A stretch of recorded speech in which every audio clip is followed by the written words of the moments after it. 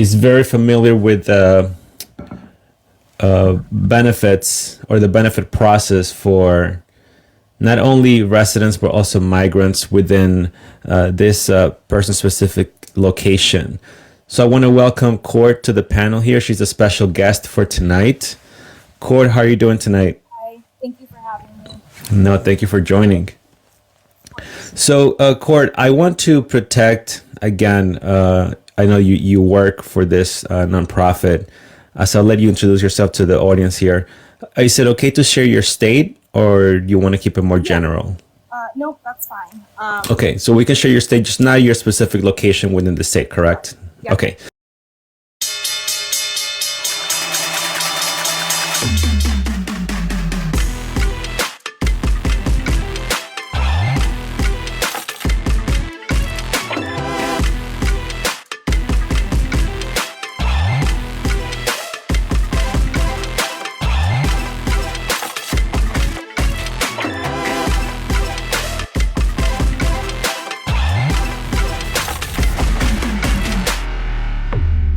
So, do you want to introduce yourself to everyone watching? Who are you, and what's your line of work? Yeah, so I work for a nonprofit in Massachusetts. I'm the program director. I've been in this field for about 8 years, in this current position for 4, but within the company for 8. We're very, very small. I like to say we're small, but we're mighty. We're one of the very few nonprofits in the area because we are from a very small town. And we were, because we're in Massachusetts, we've seen a great influx of migrants, as most of you probably know if you follow Vega's page and all. So you said you are a supervisor there? Yeah, so I'm the program director. So I have one colleague who's under me. Got it. So you're the program director, and this is for the Yeah. state of Massachusetts, correct? We're in Massachusetts. Our nonprofit. We specialize in housing. So like the programs that I manage is the rental assistance, transitional housing, and then within the people in transitional housing, a lot of times we'll help them with all kinds of state benefits. Housing's kind of like our main focus, though. Got it. So you're in the state of Massachusetts, and you are part of this nonprofit that helps with rental assistance, Yeah, if you rental will. assistance and housing. Yeah, yeah. Rental assistance and housing. Okay. So that being said, guys, we're going to be asking Court a lot of questions about this and what she's seen lately with the migrant situation. So let's get started. Okay, Court. So just to start this topic here, usually if you're a poor American, by the way, do you need to be a citizen to get any of these benefits, or you can just be a resident in the community? It depends on what you're trying to apply for. Usually, if it's federal, if it's a benefit that is federally funded, a lot of times you do have to be a citizen. If it's state funded in Massachusetts, you do not. So it really depends on what you're specifically trying to apply for. For Okay, so instance, so it yeah. depends. Okay, you want to give an example? Go ahead. Yeah. I was just gonna add, like, food stamps, for instance, like that's federal, but and migrants can get food stamps, and they do. However, there are some federal state like subsidies for housing, like Section 8 vouchers, because Section 8 vouchers, like there's a ton of them. Section 8 just refers to the Section 8 of the Fair Housing Act. So there's a ton of different vouchers, and some are state funded, some are federal. So I have recently heard of migrants getting like state subsidies in Massachusetts, but I have yet to hear of any get federal subsidies. So did you mention Section 8 vouchers? Are they also getting that too, or no? So I hadn't heard that until recently. I was on a meeting on Friday, and I was on a HUD meeting, and Yes. I had just started hearing about some of them getting vouchers, Wow. emergency housing Okay. vouchers. Yeah. Okay, I'm going to touch base on the migrant benefits in a little bit, but first, just to get some context here of the basics, right? So, okay, so some citizens and citizens and residents, depending on where you land within that qualification, there you can get certain benefits in the state where you're in right now. Okay, so if you're a citizen or resident, usually what's the most assistance that someone would get in your nonprofit where you're working? Just, if you can share an example. Yeah. So if like somebody comes to me and we're talking about like a US citizen. Yeah. Yeah. So somebody comes into like our program and they don't have any benefits yet, they can get free medical care, food stamps, they can be put on all of the housing wait lists, whether it's state or federal funded. They can also get, there's like smaller things like, phones, that kind of thing through the state. So your nonprofit doesn't necessarily have a shelter. You guys sort of assist with the application process. Is that what it is? So we have a transitional housing program. So it's a little bit different than a shelter. People can stay for up to 2 years. That program is funded by HUD. Everything else in our program is completely on donations. We will be getting out from under HUD when our contract's up in April, though. Thank God. And so it's a little bit different than a shelter. And we have 5 men and 5 women. So I do case management with all of them. And I have had undocumented folks before, but not like recently, not in the last like 3 years. Got it. Okay. We're having some questions already. Some people are saying, what about the veterans? What about the homeless people? Some people are saying you don't even do that for Americans. Guys, by the way, I will be asking court all of those questions. Believe you me. But first, I just want to get the basics of how does it work for a regular citizen or resident in the state where she's working right now with her nonprofit organization. And then we're going to get to the differences or what sort of deal, if you will, the migrants are getting in contrast to our veterans, our homeless veterans, and our regular homeless citizens. Okay, so all right, so if a citizen goes in, right, what would you need from them in terms to start the application process? What sort of documentation or proof of income do you need usually? To get into transitional housing or to get benefits? So let's do the regular benefits first, and then we'll do the housing. Yeah. So benefits, you have to show proof of income. If you don't have income, you have to fill out what's called a no income affidavit. Everyone in the household, you have to show proof of birth certificate, ID. Typically you have to have 2 forms. So whether that's, birth certificate and social security card or birth certificate and an ID. So how do they prove their level of income to you or to the state? So if they, usually it's pay stubs, a letter. Sometimes if they're under the table or they're 1099, we'll get a letter from like their employer just stating how many hours they work and at how much. Most of the time, like when they're coming into transitional housing, they're coming out from homelessness. So I'm not having anyone enter my program who had an apartment, they just don't like it anymore. So a lot of times they already kind of have already had proof of income because they've been, either at a shelter. A lot of times they're coming to my program from, like a bigger shelter in like a city that's closer. But I don't ever have issues with them proving income. And again, I'm referring more to like citizens because I have not had anybody in my program from like this current migrant situation. So I don't know how like they're proving income and stuff. And I don't know, I know they are getting placed in transitional housing programs, but I have not taken any. Got it. Okay, guys, just for reference, Court is a special guest for tonight. If you're joining, she works for a nonprofit in the state of Massachusetts, where she assists in rental assistance and housing benefits. Correct, Court? Just for everyone watching. Yeah. So I'm just interviewing her so she can share her experience of what she's seen lately and what kind of benefits the migrants are getting from what she's seen, okay, from directly from her experience. Okay, so what about those, Court, that have no proof of income? How do you deal with that? Those people that are completely unemployed.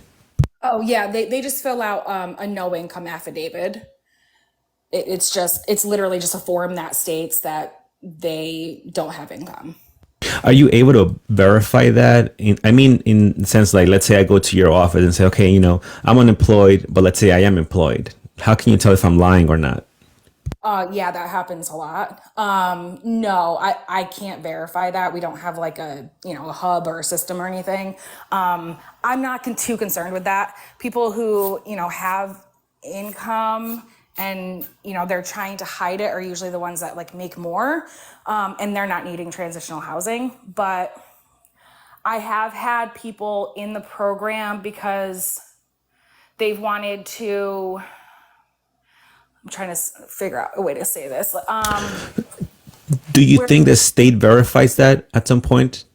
Maybe you So don't, but for you like think the the state can verify for the it? shelters, for like the family shelters, and like subsidies, they definitely verify that.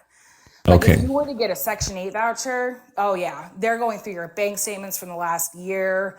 They're verifying all of that. If you've paid taxes, all of that, yeah. Okay, so proof of income, and you have to have your ID, birth certificate, or passport. I'm guessing, right? Yeah, that's fine. Okay. Yep. What if it's not a citizen, just like a resident? How does that work? So I've only had one client in there who was undocumented. She came in, so she was there. So this was like 3 years ago. And she did have like a Colombian ID, and we used that.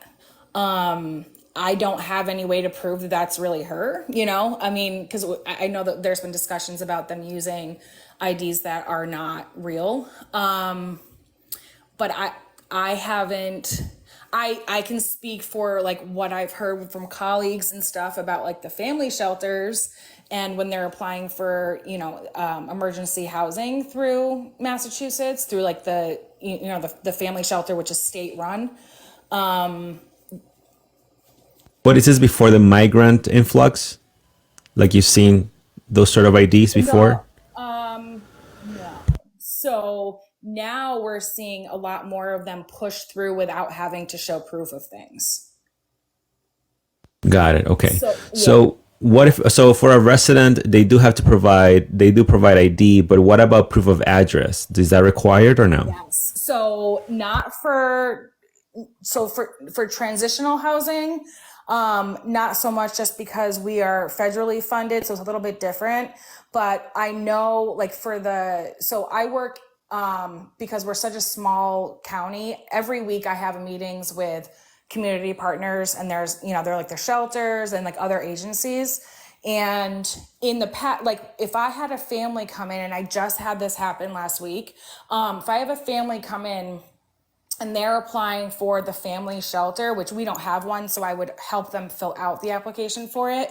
They are required to be a Mass resident, and they have to be considered a Mass resident. You have to reside in Mass for 90 days, and they do require proof of Massachusetts residency to apply. And this is for shelter?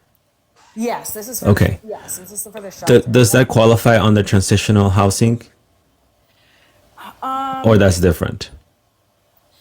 It's it's different because the funding's different. So it's hard for people like who aren't in this field. It's a little bit hard to explain how they're different.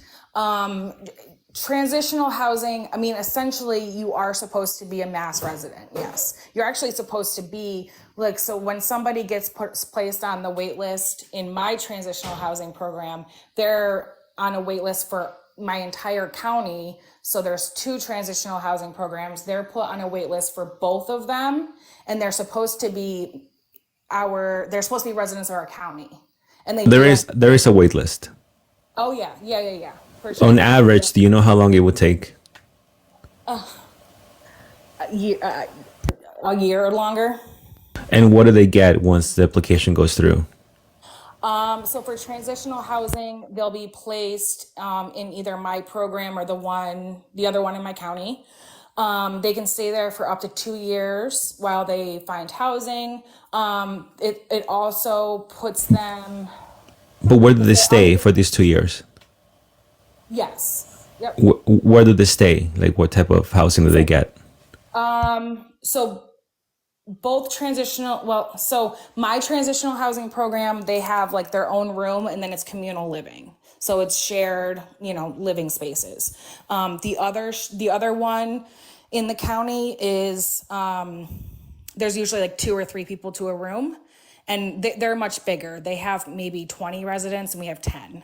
So they don't get like a private apartment or anything like that? Oh, no. No, I okay, don't know okay. any programs that, yeah. Got it. Okay. What about those that are unable to provide proof of residency? Again, before the migrant influx, we're talking about regular residents or citizens. If they are unable to provide proof of address, have you encountered that, and what do you do with them? What do you tell them?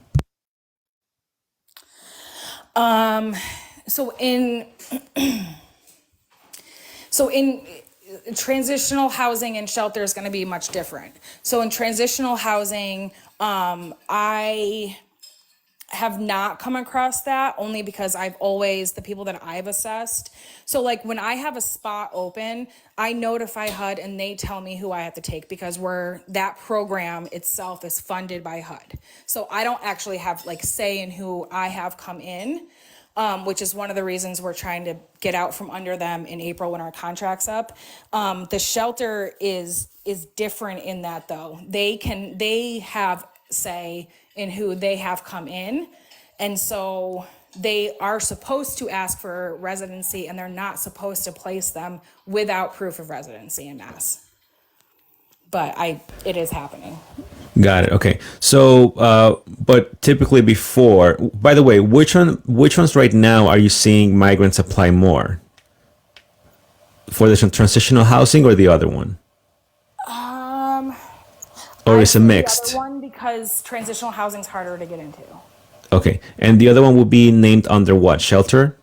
Yeah, shelter. Yep. Okay, shelter. Okay. So for shelter, if a regular citizen or resident in where you're working right now, they are unable to provide proof of residency, what do you tell them?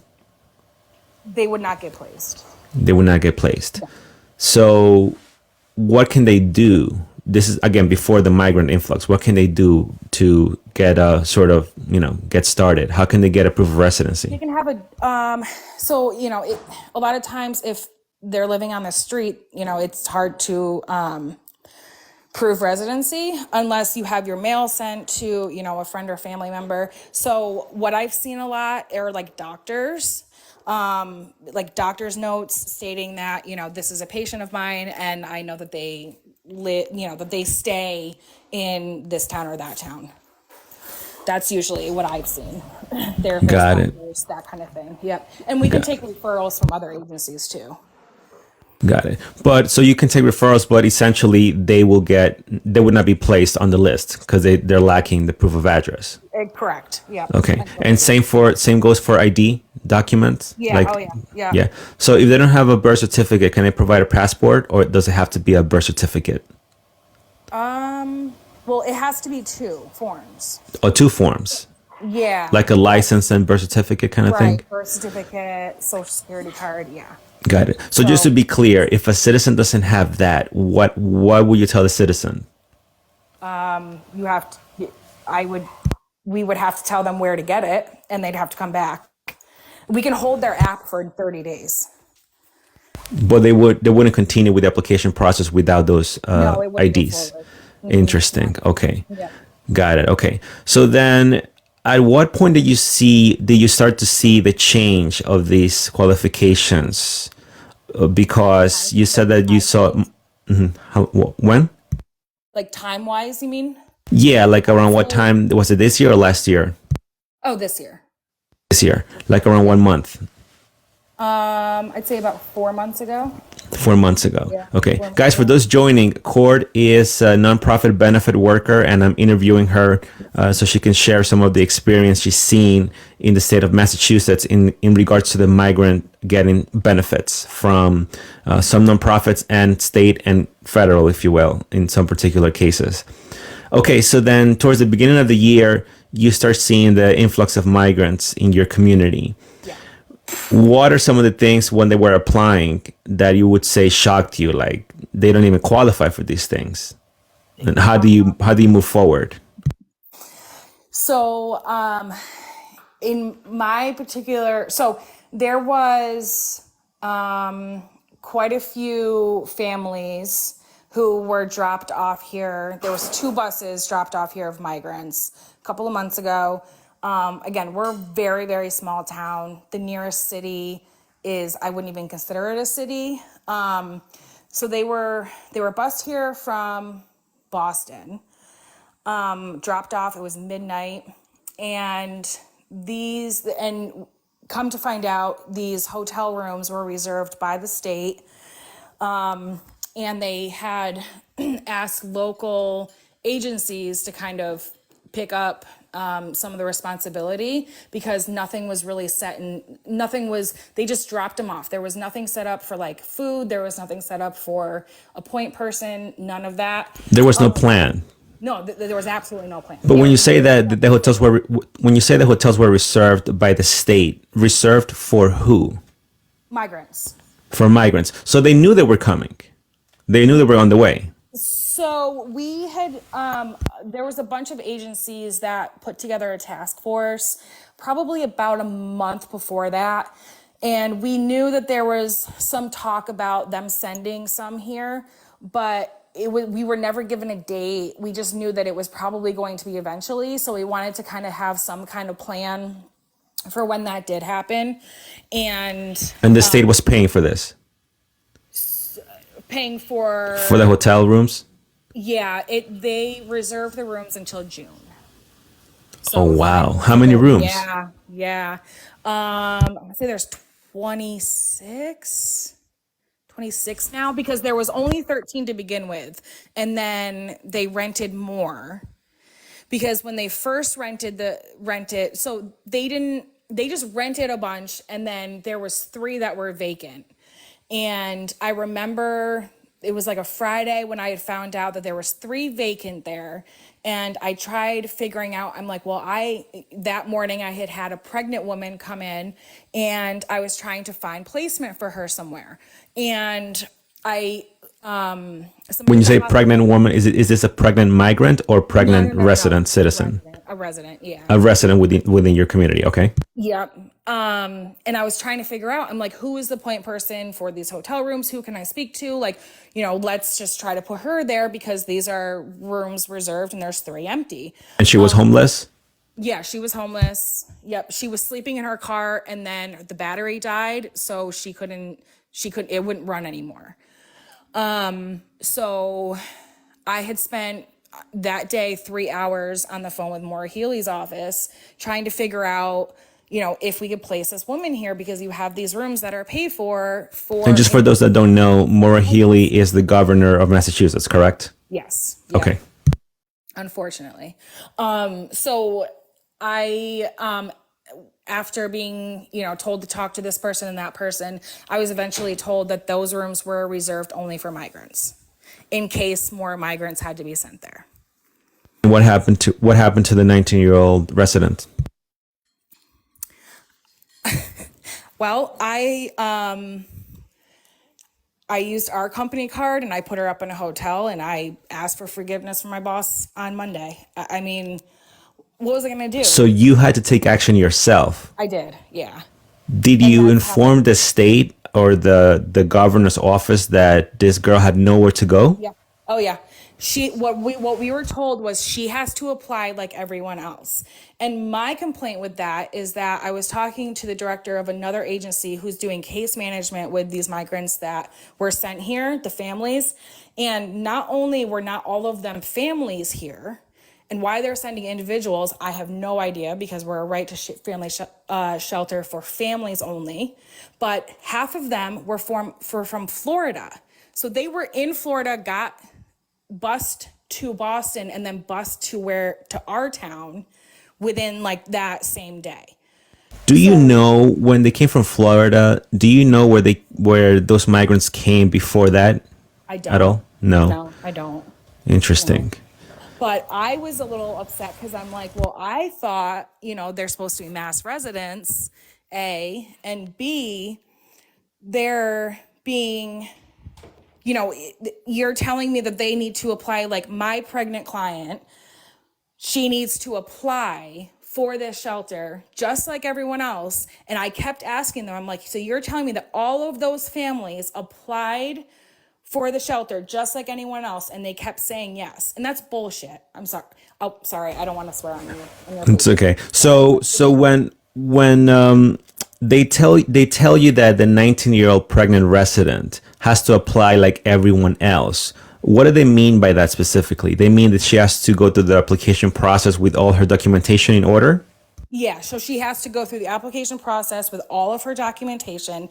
At that point, because this was like a couple of months ago when they first all came, at that point, applications were taking 4 to 6 weeks to process. Exactly. So how would that 19-year-old girl would get the assistance if she's in dire straits in that moment? Exactly. There are no options. Okay, so she's stuck. The 19-year-old young lady, she's stuck at the last minute there with you, trying to get some help. The governor's office tells you that the 19-year-old resident has to go through the application process like everyone else. However, how come the migrants were able to just come from Boston to where you were, and then almost immediately went to the hotel rooms? Immediately. Immediately. Yes, immediately. Yes. How is that possible? Did you ask anyone at all? They kept telling me that they applied like everyone else and that they can't give me their personal information, but they applied like everyone else. And it's just, they lied to me. That's what they told me. They lied to me. So they told you that they went through the application process, but you doubt that? No, I would put money on it. There is no way. Why would you think they were lying to you? Because first of all, half of them weren't mass residents, yet if this pregnant woman couldn't prove her residency in Massachusetts, she would get denied. And so you knew that these migrants had no proof of address within the Massachusetts state. No, they came from Florida. I Right. don't know how they would have, right? I mean, And how do you know they came from Florida? because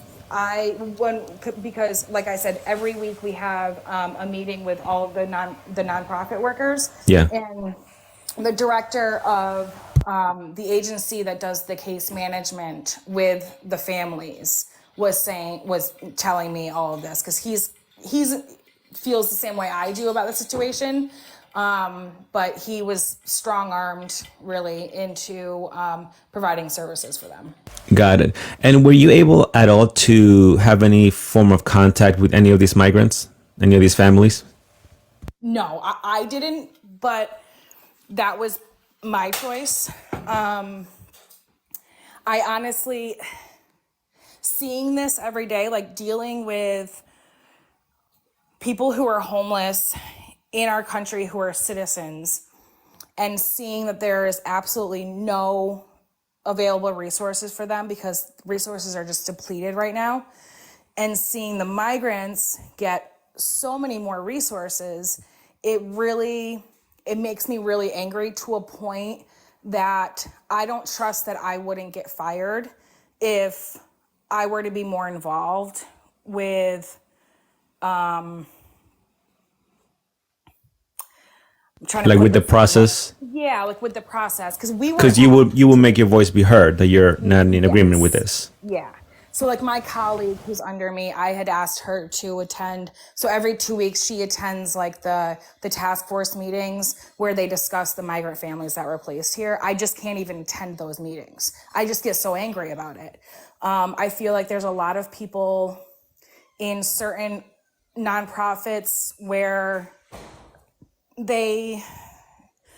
particular nonprofits that have always dealt with migrants and immigrants. And I just feel like they're kind of living in a fantasy world about how everything's going to play out. They're like, well, they're going to get, they're going to get jobs, they're going to get housing, and there's, it's going to be great. And they don't see that, I deal with people trying to find housing every single day, and there's just no housing here. I mean, whether you have a job or not, there's just no housing here. You placed a bunch of migrant families in an area where there's absolutely no housing, and you're going to expect them to succeed. It just doesn't make sense. And the math is not adding up on that one. It's not, no. When you say that the resources were depleted, just for context, I know that you spoke about this last time you were here, but you mentioned that the previous year, if I'm not mistaken, that the state had told you or you guys that there would be no funds for certain programs or something like that. Is that correct? Yeah, we used to get emergency housing funding for the winter months. We usually got them in like October, November, and then we could put people up in hotels for the winter months if they were homeless. And we would get that funding. It would usually last until like April, May. And we were told early on, in the spring, that we were not going to be getting it this year. In the spring of this year? Yeah. Okay, so you were told. We were not getting that funding. Got it. So the state told you guys, your nonprofit organization, you're not getting the fund to book those hotels for homeless people because there are no more funds. Right? Well, that's what they told you. Being allocated somewhere else. They were being allocated somewhere else. Interesting. That's the words that they used, yes. Do you guys question that at all? Like, what do you mean allocated somewhere else? I don't personally, just because I don't deal with like the funding piece. We have, a grant writer that kind of does all that kind of stuff. But I just don't trust that even if we were to ask, that we would be told the truth. I just don't trust it. I don't. I've been lied to so many They'll times. probably gaslight you at that point. Yeah, absolutely. Okay, so then the state told you guys there will be no funds for the hotels for the winter months for homeless people because they are being allocated somewhere else. Okay, fine. So then what do you do at that point? Do you know that the winter months are going to be like rough for you guys, or what's your thought process at that point?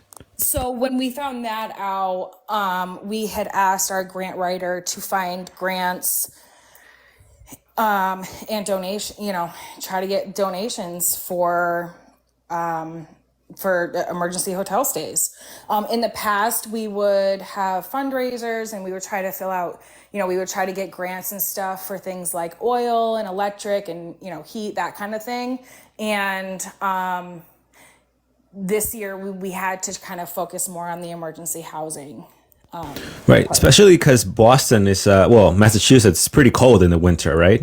It gets So just out of curiosity, what do you guys like? How do you know who to help for those? Let's say if you had, maybe in the previous years where you had those funds for the hotels for the winter months, who do you put there? I know you said homeless people, but what's your criteria to select certain people to put there? Like, is it family? Is it like, can a single person go in there, or how does that work? Yeah, it can be families or individuals. Yeah. Usually, like, because our area is so small, a lot of times they would be referred to us by like the school, the hospital. Sometimes people would like hear about us from, like the other day, I just had somebody at the grocery store call and they're like, there's this girl outside with 2 cats and she's homeless, so those kind of calls that we would get often. So just basically you can help anyone that needs it if you have the funds and the place to put them. Okay, perfect. So then the state tells you there will be no funding for that program because they're being allocated somewhere else. but then you see the migrants coming in and they are being put in hotels. What's your reaction at that point? What, you and your staff? Um, Again, I had to kind of step back from, I can't even attend the task force meetings anymore. I'm just so upset about it. I I'm speechless over it. I really am. I've never seen anything like this ever. Not in Massachusetts, not in our country.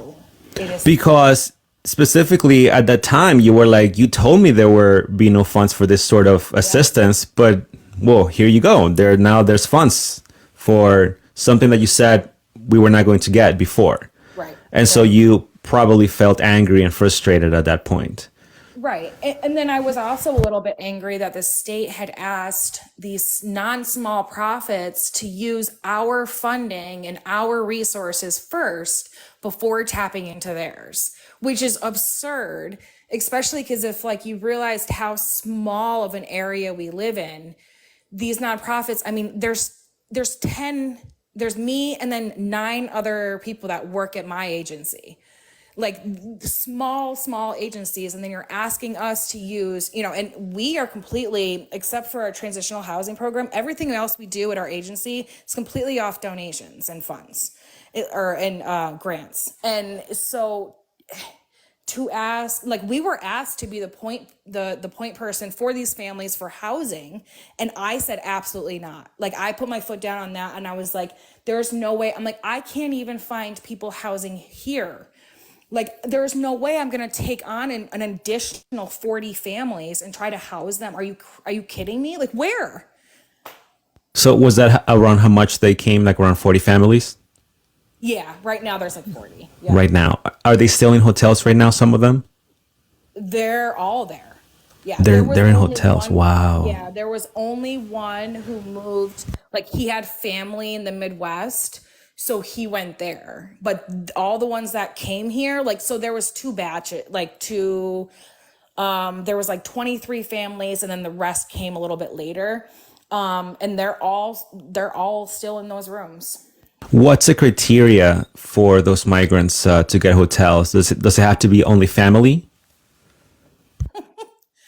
So that's how it's supposed to be. It's, if your family, like, individuals can't apply for the for so it- when you're going to apply for shelter, you're going to fill out what's called the EA application, which is like through the state. And when you What does apply EA for stand for, by the way, just for everyone watching? EA, oh, emergency assistance. So you apply for EA, and you have to be a family. Like, you can't just, if you're an individual and you don't have kids, you can't even be a couple. Like, you have to have children. You don't qualify. Which is why I was also a little bit, I was confused why there was some individuals that were placed at this hotel. I don't understand how they applied for the family shelter and got approved. So there were some individual migrants that Yes. applied and got accepted. They told me they applied like everyone else, which is another reason I don't believe that. I don't believe they applied like everyone else. Why are there individuals there when it's literally it's an application for family shelter? Does that go for both individual men and women? So if you're an individual, it's actually easier to get shelter in Massachusetts. So there's more shelters for them. Like, if you're an individual and you show up at a shelter, I mean, right now you're probably not going to get a bed, but like a couple of years ago, you could show up and you can just like get a bed that night if you show up when they open. The family shelter, you can't just go to their door and like get a room. You have to apply through this application process. And so now you're seeing some individuals in Right. family shelters. Yep. Wow. Both And they're men. supposed to be doing Corey checks too. I have had, I can't even countless families be denied family shelter because one of them got a DUI 5 years prior. Or, one of them had shoplifting a decade before. I mean, it's just I'd Corey say checks. Can you elaborate on oh, that? sorry. What are Corey checks? Yeah, sorry. So Corey checks will it's basically if you have a record of any kind, it will show up on this Corey check. Usually felonies show up. Sometimes misdemeanors do, depending on what it is. But usually it's you're checking someone's record. So for Americans, they check their criminal records, if you will. Yep. Yep. But for migrants, they don't because they don't really have any record here. Right. There's no. Yeah. I mean, unless they got Interesting. arrested here. Yeah. Okay. What about homeless veterans? Does the same apply for them? The same process as a regular citizen? For like the shelter. So if you have like Yeah. yep, same application. Not for like transitional. So for Okay. transitional, I would veterans are prioritized. Got it. So, but for regular shelter for a No, they're veteran, nope, doesn't they have matter. to go through the Yep, same yep, process. yep. Okay. Okay. I have a Jacob here. He's a veteran. He wants to join in. I think he wants to ask you something. Are you okay if I put him on? Oh yeah, yeah. Okay.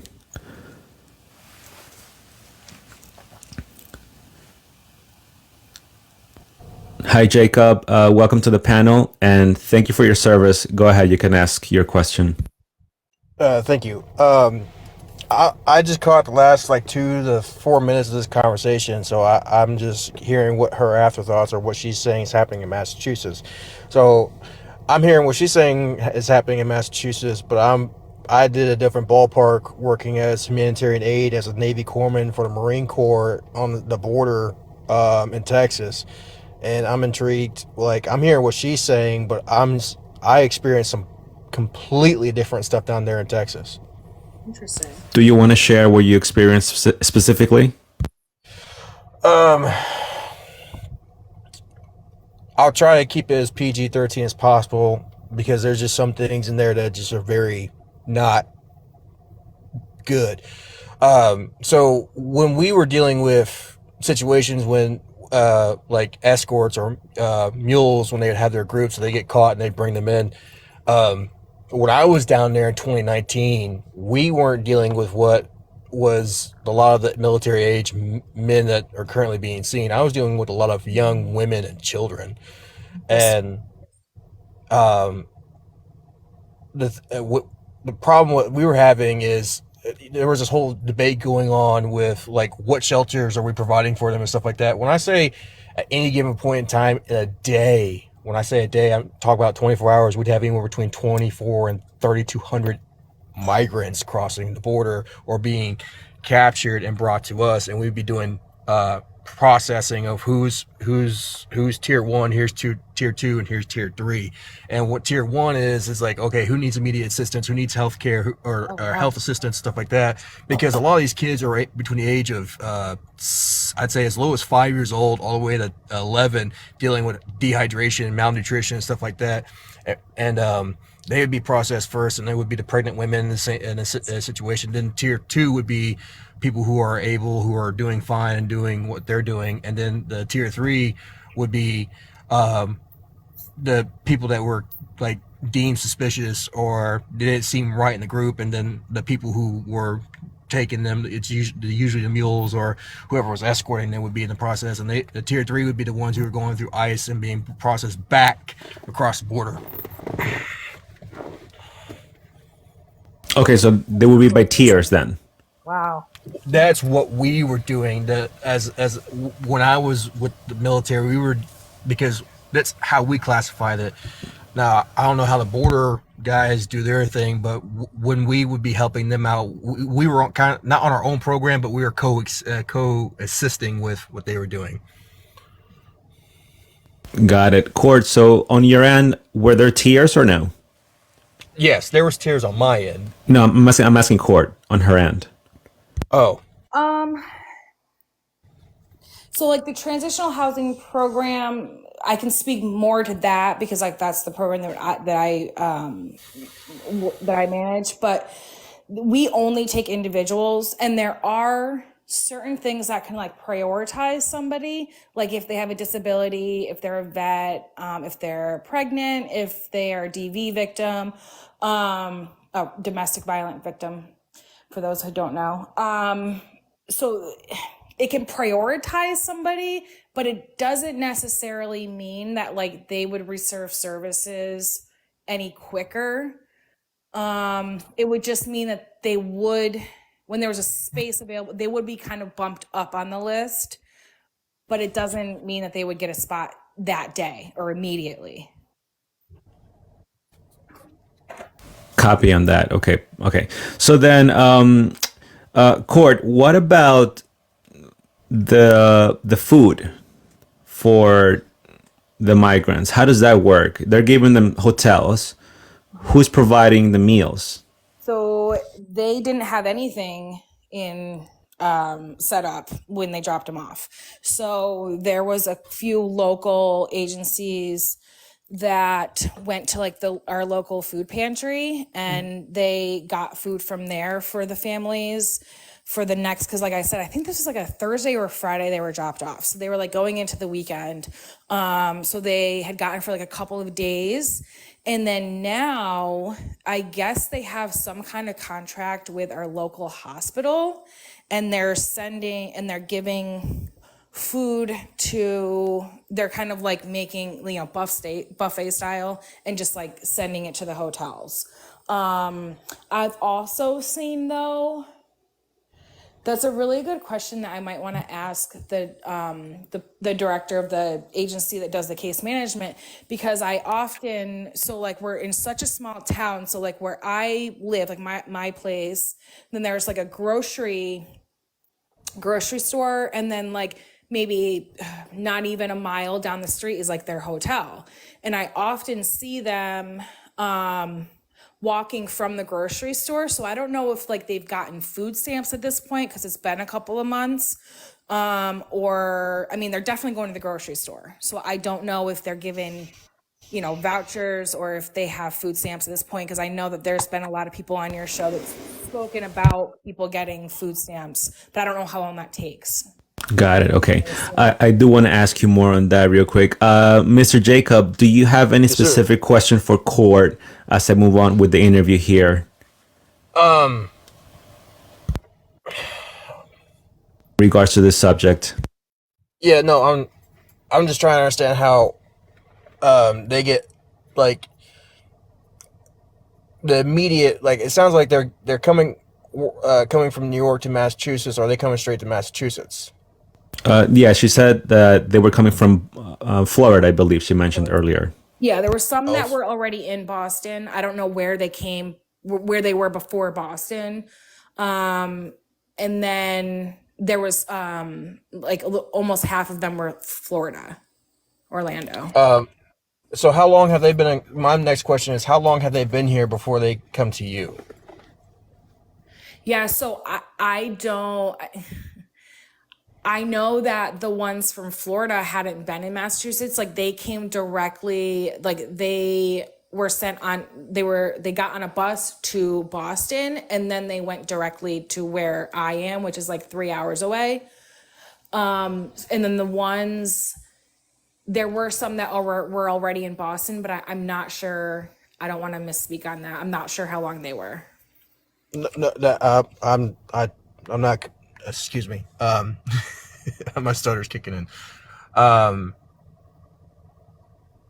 That's crazy, because when I would be doing processing and helping migrants who were trying to process from where I was at on Texas, it'd be almost 3, maybe 4 days before they would leave to go to El Paso, and then from El Paso they would go from whatever bus chain or Greyhound bus or train or flight from there. It sounds like they're no less than 24 to 42 hours in country, and they're already being sent to you and put up somewhere in a hotel. That's what I'm thinking too. Yep. Yeah, and that actually matches with some of the stories that I've interviewed a couple of migrants here on this podcast, on this show, and they have echoed similar timeline to what Jacob said about about a week or so being held at the processing center there, and then moving, getting out from there into the country. Jacob, just quick question. I want to try to remain within this topic, but since you're here, you mentioned that you were working there. Yes, sir. What's the, I guess you're helping, or you helped or maybe they are still helping over there within to help processing these migrants, right? But is there any sort of plan to sort of stop them from coming in, or it's just more like they send you there to just help with the processing portion of it? You're asking a question way above my pay grade because my job. So I was a combat medic for the Marine Corps. I worked Navy. I was a Navy component for Marine Corps. My sole purpose when I went down to Texas was to basically provide humanitarian aid for the injured, the wounded, the sick, or the dying, and that's basically what I did. I got privilege to certain processing and certain things of that, but my primary role was I treated the sick and the healthy, and I would do their full physicals and try to have an interpreter help me asking questions why they here, what's going on, and so on and so forth, and that's what I would do. I mean, The so questions anything. were the questions to gather intelligence, or Oh, most definitely, yeah, because that's the whole point of a physical. I mean, the interpreters, and there would be a border agent in the room with me while I'm doing whatever triage care, unless it was emergency. Like when I was there in 2019, in the 6 months I was there, I unfortunately had to process 882 kids that had died from malnutrition or dehydration between the ages of 5 all the way to 15, and got that it. was just Okay, on my end. There's more facilities that work with this, but that's so so that was where you were there for specifically.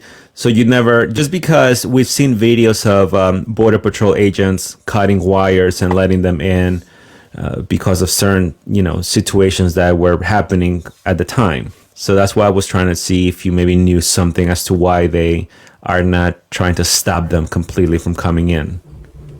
you're talking about a co-organization of things going on down there. That's complete. It's the wild, wild west down there, man. It seriously is. Like I'm not joking. What doesn't come to the news and what happens at the border is unreal. Like when I say there's a war going on between Mexico and the southern part of Texas, I'm not joking. Like the ranchers are at war with the migrants and certain aspects of the cartel. Like there's a legit war going on. Like when I But it's say probably that I worse have now.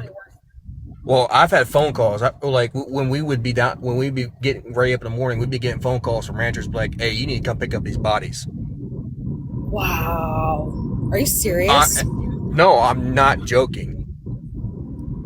Like, I'm not joking because there's it's not the migrants or at fault by any means, but they're destroying their ranching aspects down there in the agriculture. When I say in 2012 there was 150 to 200 migrants coming across the day, in 2019 you're having 3,000 plus migrants on our end at a certain part of the border coming in across that section of 30 square miles, or excuse me, 30 linear miles. That's what I dealt with. And there's other, but the border's not completely like coverage. There's gaps in there that, I mean, there's not enough manpower, one, down there to stop what's going on, and two, you got people taking matters into their own hands. And it is, when I say it's a wild, wild west out there at the border and people don't know the truth, it is horrible down there. Why do you think the media is not covering this situation for what it is? Um, it would paint the narrative different, because if people really knew the narrative down there or what was going on, I mean, it would be a shell shock. And I think as individuals, as humans, we individually can absorb information at a certain pace and do it our own way. But when you have a collection of people who get absorbed amount of information, it can turn to hysteria really quick. So I think the media doesn't cover it, certain parts of it, because of the hysteria that would be caused from it, because then it would get more attention to close the borders faster or seize certain aspects of migration coming in. But then it'd be like, okay, can the people really handle this information? Like the court just was in astoundment when I said what had happened. And I'm like, I did this on a regular. As a medic, I would have to come help identify aspects of these bodies and their age and so on and so forth with a coroner and stuff like that. And then it would be free disposal wherever they wanted them. That's insane. Mr. Jacob, can you please mute for 1 second? Court, I have Crystal here. She wants to join. Is it okay if I let her in? I think she wants to ask. Okay. All right, Crystal, welcome to the panel. Go ahead. When you're talking about migrants, why are they even coming across to our country anyway without it being legal? Because they can right now. That's my opinion. Yeah, because they can, because of Joe Biden's smart ass. I think They want our free stuff. Yeah, I think a lot of us have that question. I know I do. Pardon, Crystal, I couldn't hear the beginning of your question. Can you repeat that again? Why do migrants want to come to America without being done legally? Why do migrants want to come? I've been covering that here on my channel for a while. I think it's because they are being given the wrong message. Well, for us it's the wrong message. For them it's the right message. In terms of, they're taking advantage of the word asylum. It's like a keyword for them. Where before they would run away from border patrol, now they're running towards them and saying I need asylum, and so they get this status here in the country where they are giving shelter and food and healthcare in some cases, and so that tends to spread within the community outside of the U.S.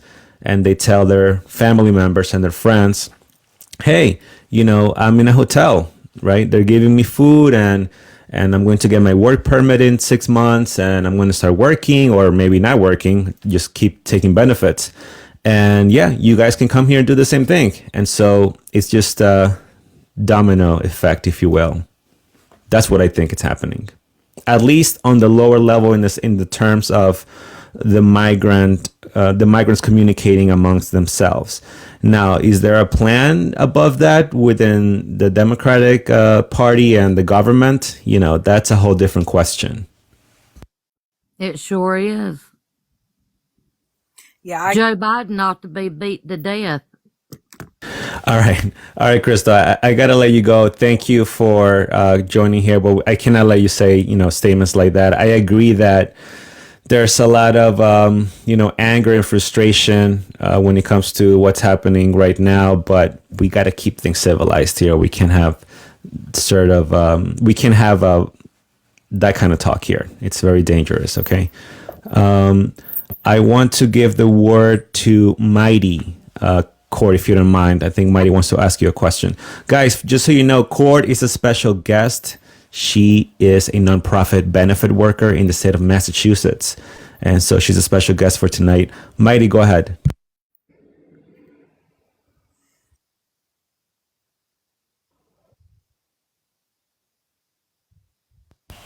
Mighty, your microphone is breaking up a little bit. Maybe can you get closer to the microphone and you can... No, I'm saying migrants don't get really many benefits, do they? I mean, I don't know why people are complaining. they are. They are, though. Okay, so hold on. So Mighty said migrants are not getting too many benefits. I don't know why people are complaining. Cord, do you want to answer to that since you work in the benefit department? Yeah, so I can speak for Massachusetts only. I don't know if maybe the migrants where he is, they aren't getting benefits, but they're getting free. They're getting health care in Massachusetts. As soon as they get here, they get free health care. They're getting food stamps. Now, I did have one question for you, Vega, but I'll ask that after. They're getting food stamps, but even before that, they're getting hotel rooms and they're getting food. So Mighty, does that answer your question? Americans also get benefits. Mighty, I'm gonna drop Mighty, I'm gonna drop you because your microphone is really bad. We cannot hear what you're saying. If you want, maybe resend that request again, and I'll put you back on and see if you can, have a better connection there. Court, I want to give the word to Freedom. Freedom, welcome to the panel, and go ahead.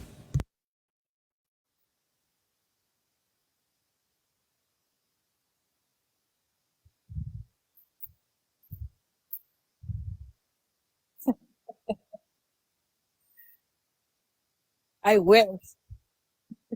Yeah, no. We were specifically asked to use our funding and resources first, and we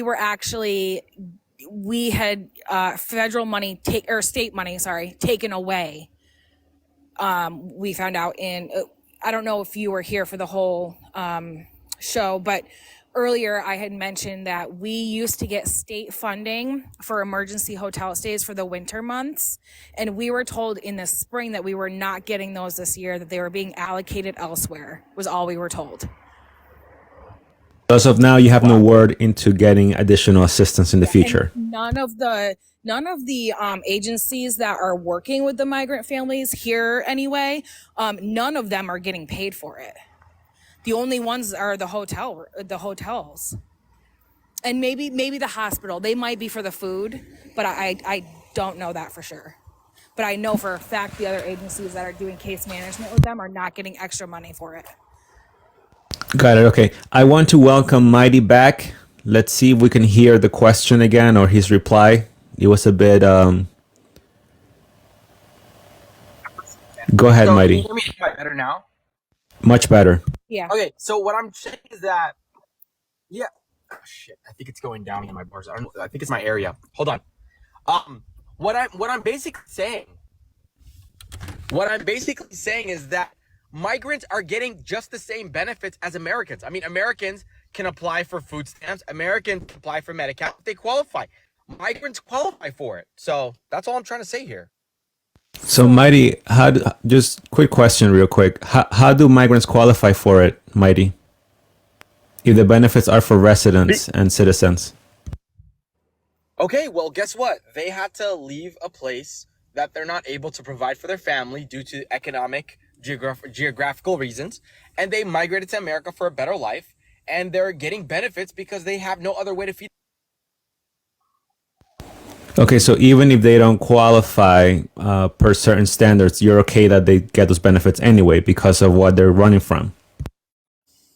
What do they not qualify for? Like, give me an example of standards they don't qualify for that they're getting. Mighty, Corey, do you want to answer that? Yeah. Family shelters in Massachusetts, you have to be a Mass resident. In order to establish residency, you have to be here for 90 days. How are they getting placed before? Why is our local shelter 75% of the migrants? When we're being told that they're applying like everyone else, but they're not Massachusetts citizens. They're coming from Florida. Some of them were in Okay, so you're saying, I don't know how long they were here for, but Court, are you saying that they have to be residents for 90 days before they get the benefits? before they can get into the family shelter in Massachusetts, yes. I have had people that got denied. Citizens gotten denied for that. Okay, so their families, right? We're talking about parents, mothers with their children. So you're telling me that if they go to a place and they seek shelter because they don't have it, we're gonna tell them that you gotta go sleep in the street for 89 days before we could give you shelter? Is that what you want? No, that's not what I want, but that is what I have had citizen families be told that. Absolutely. Over and over and over again.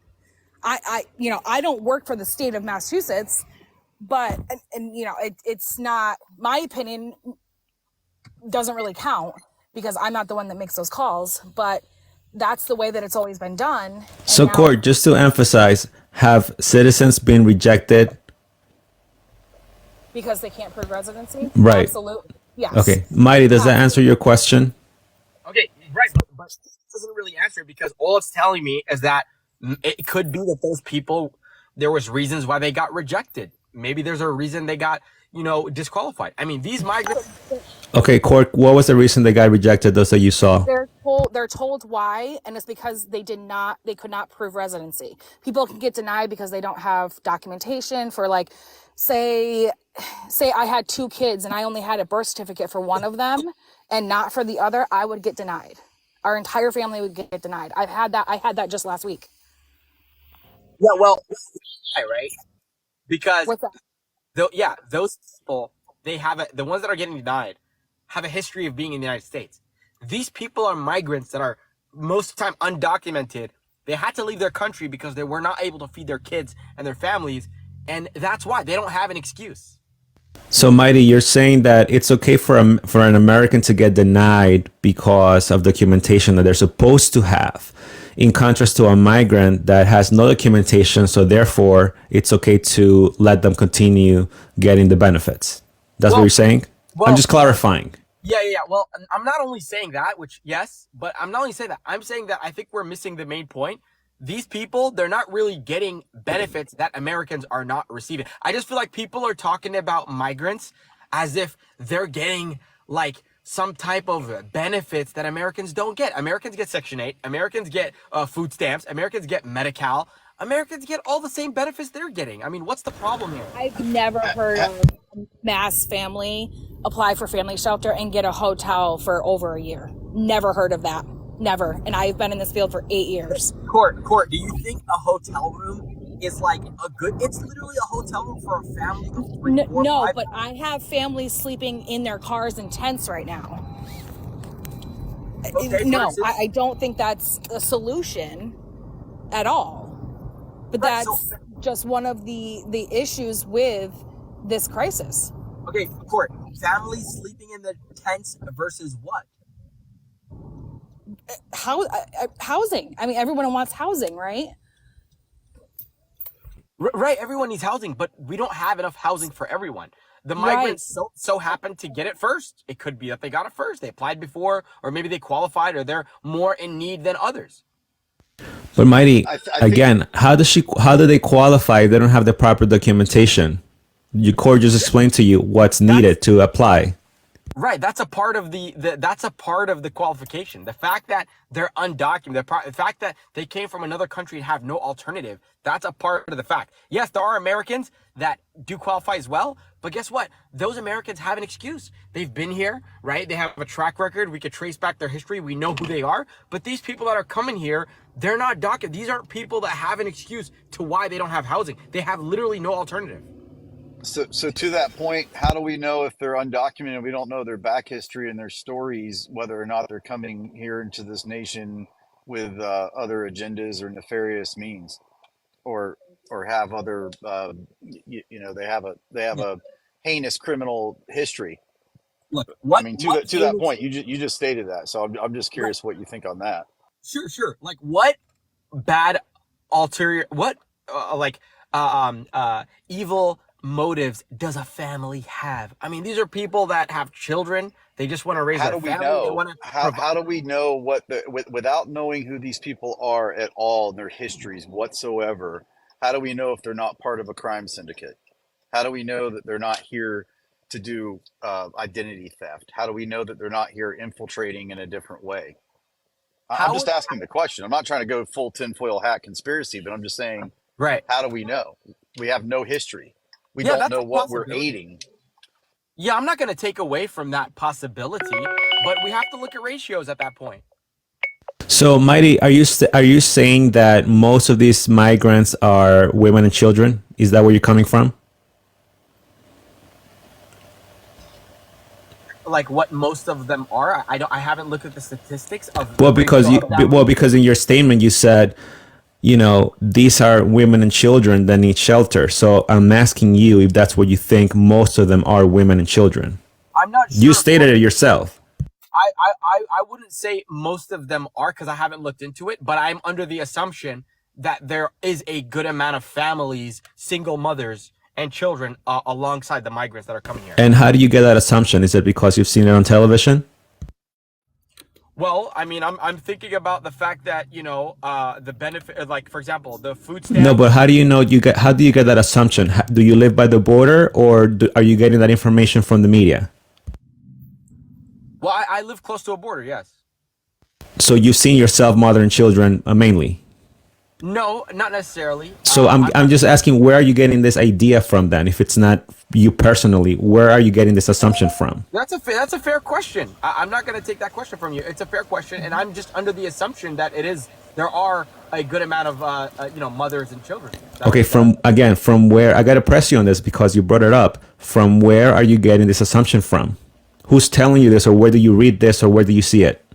I heard about it. I heard someone that was I have to try to figure out who that talk show or podcast was, but it was someone that was complaining about women that were coming here and getting like a monthly check alongside the benefits and Medi-Cal. They get like he said they get like $2,000 a month. That's unheard of. I doubt that they do. I don't know if he's telling the truth. Okay, so you saw or heard someone complaining about, again, migrant benefits, but where do you get the assumption that most of them coming are women and children? Goes back to my original question.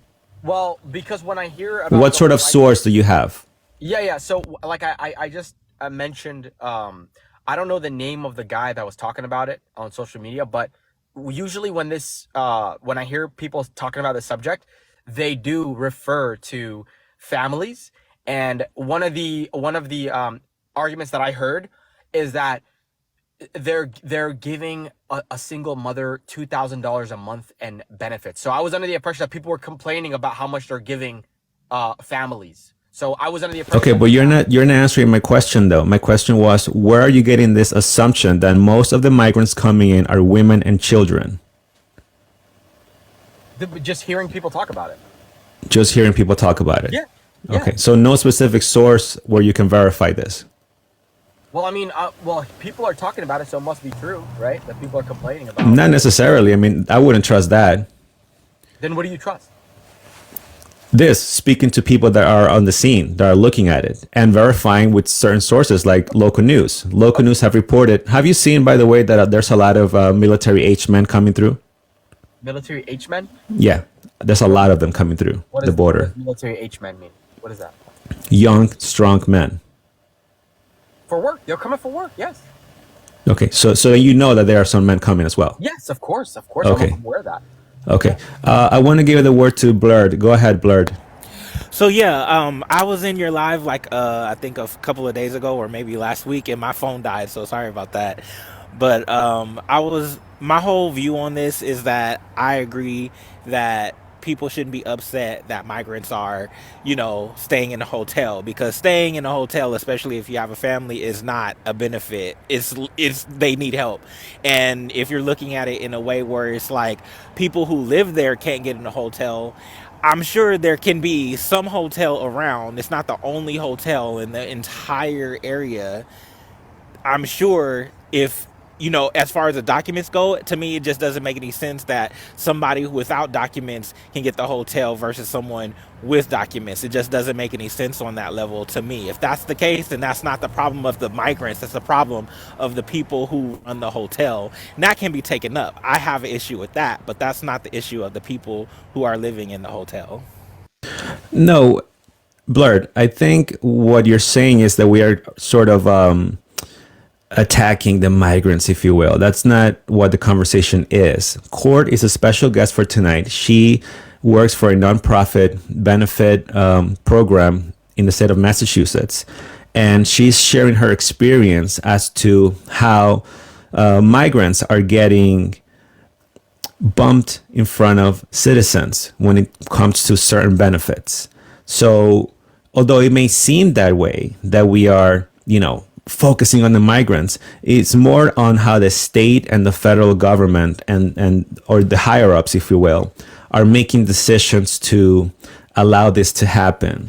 Cord, do you mind briefly, maybe because some people haven't heard the story that you mentioned at the beginning, can you briefly describe that 19-year-old resident story with everyone? Because I think some of them are bringing these points and maybe they didn't hear that information before.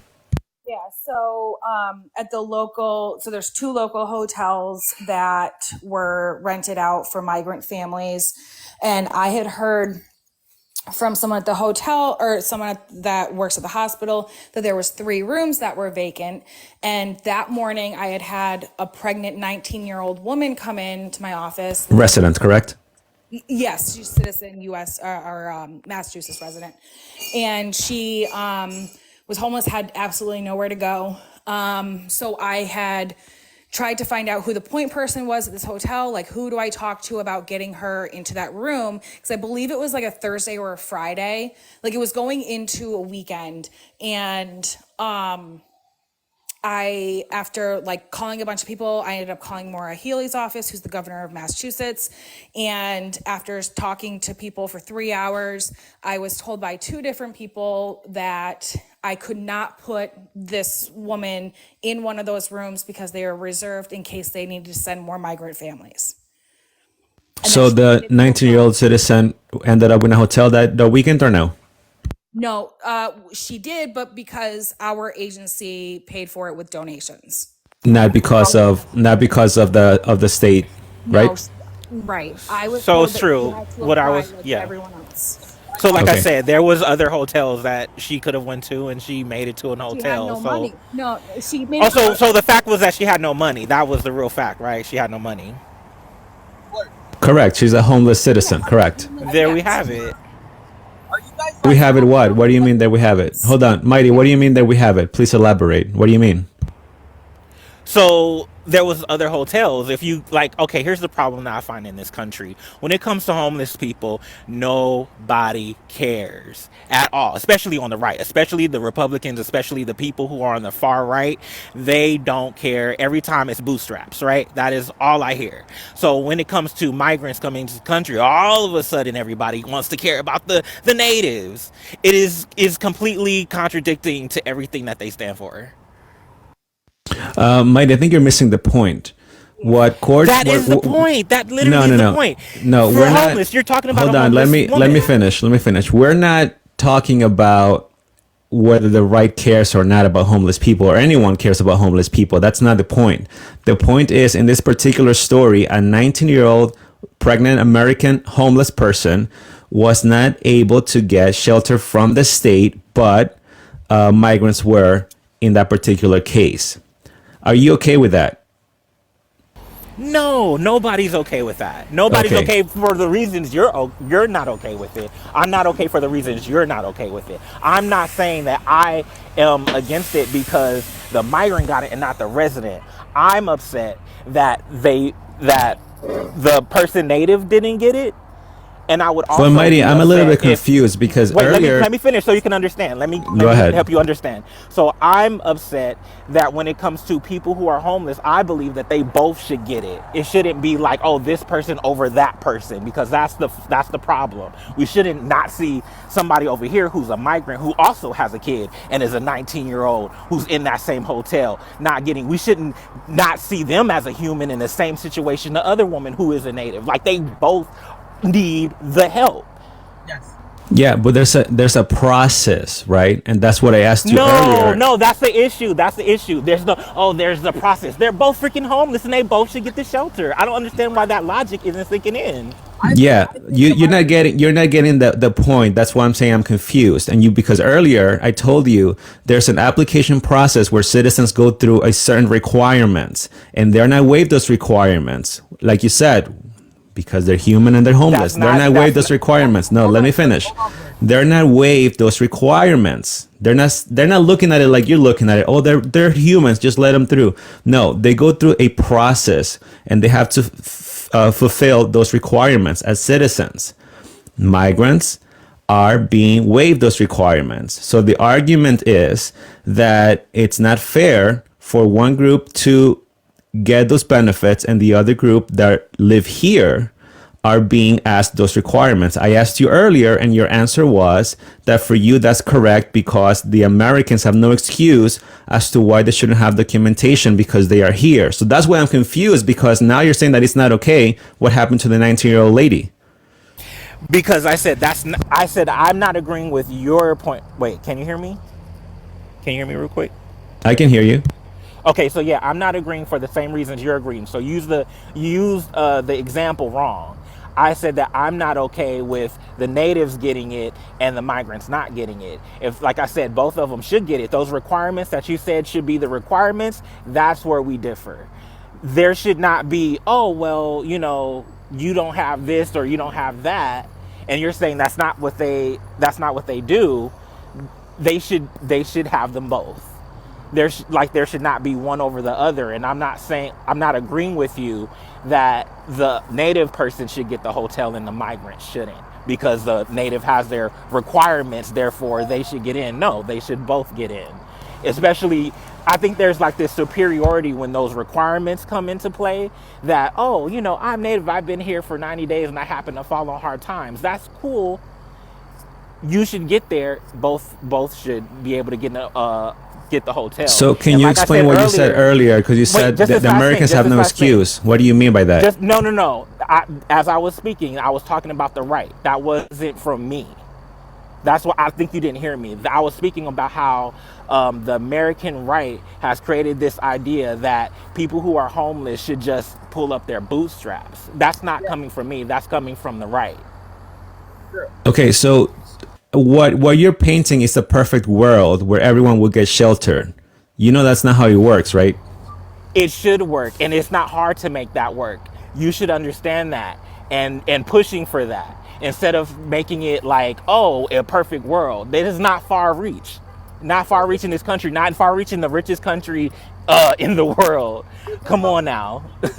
So according to you, everyone should get shelter when they ask for it. No verification is needed, just because they're human beings. In America, yes. Right. So if these migrants, let's say, if these migrants get a job, let's say under the table, and they're getting paid cash, and they can afford their rent, but they don't want to do that because they want to save money to do whatever they want to do, they can still use the system according to you, because we don't need to verify 100%. anything. 100% for basic needs like food, shelter, healthcare. Yes. Okay, so you're a 100%. socialist then. Oh, that's what you're going to demonize that to be socialist? I'm not now? demonizing. I'm asking you, are you a You literally socialist? like, oh, you're a socialist. So getting health care, food, and shelter means that I'm demonized as a socialist? I'm not demonizing. I'm asking you, are you a socialist? You literally just said that. Yeah, I know. It was a question. Are you a socialist? A socialist? No, then? that wasn't a question. You didn't Yes, say, it hey, was. are you a socialist? You said, oh, you're a socialist. Yeah, because what you're stating So you're matches demonizing socialism healthcare. ideas. You're demonized healthcare, food, and shelter as a socialist idea. Is that correct? For everyone, because you said everyone should get it regardless. In America, who can afford it? But I gave you an example of a migrant who can't afford their own rent, but they can take advantage of the system. You said they should get it anyway. No, that is not what I said. I said That's somebody what I who's asked you, though. homeless- No, that's not what I said. A homeless person. We're speaking on people who are homeless, like the examples that you gave. An 18-year-old who has a baby and who's out on the streets and can't afford anything, right? Correct? Right. That isn't the case that So Court explained. we're not talking about somebody who's taking advantage of the system. I am talking about someone who's taking advantage of the system Okay, so because. now if you want to talk about somebody who's Well, taking let me advantage finish. of the system, Let me finish, because I asked you specifically, if a migrant is working under the table right now in any of these cities, and they are asking for shelter, even though they are making money cash because they cannot report it because they know better that they're not going to get the assistance. According to you, right? According to you, we should just let anyone that wants shelter to take it without verifying anything. So according to you, these a particular person or migrant specifically can do that, take advantage of the system while getting shelter regardless, because there's no verification process in your perfect world.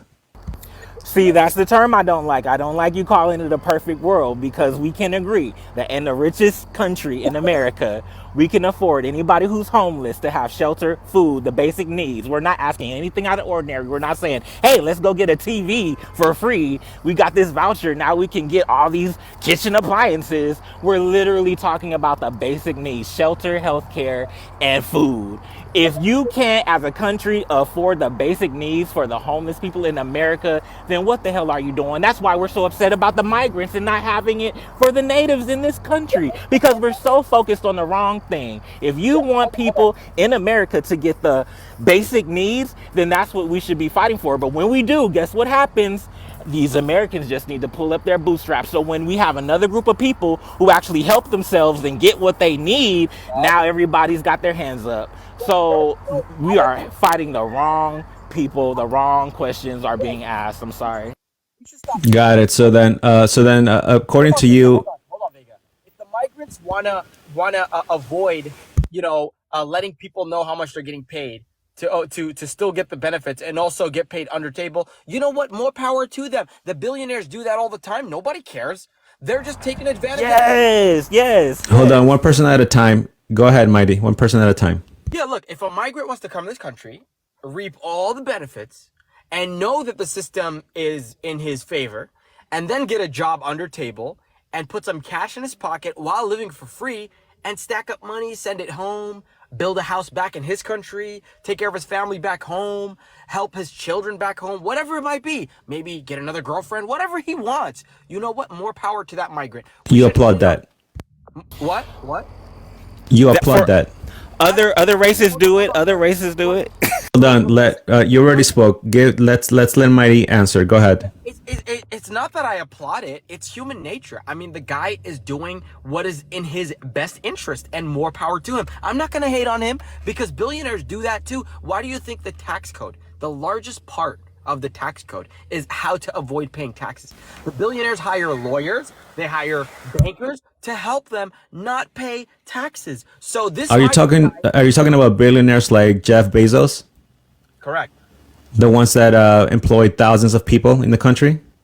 Oh, and also billionaires that run e-commerce platforms that hardly benefit the society whatsoever. Right. So do migrants provide any sort of employment for other Americans? Absolutely. I think Really? migrants- How if they're in a shelter? I'll tell you. So when migrants come here, they're hard workers. Americans Right. have become lazy. Done. Let Mighty speak. Go ahead, Mighty.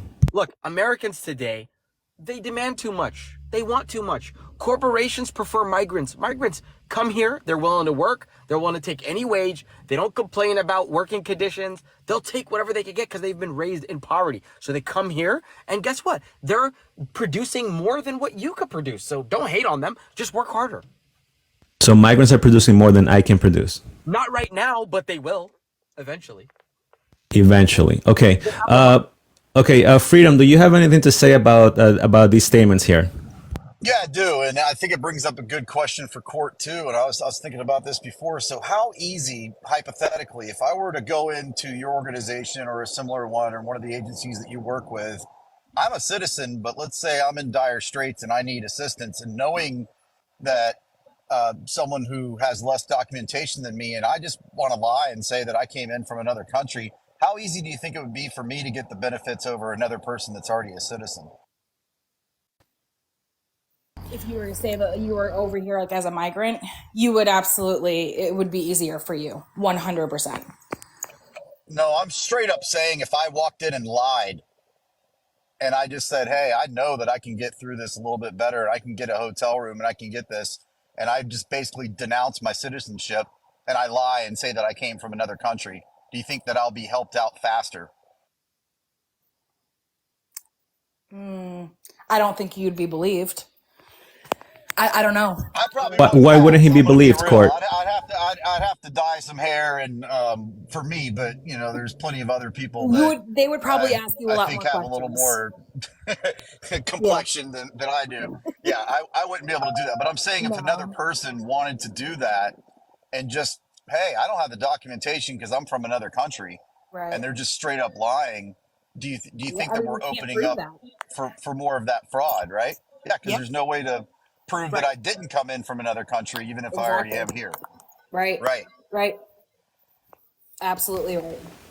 Got it. So, Court, I think what they were talking here again is that they want everybody to get shelter as long as if they need it, just come and get it.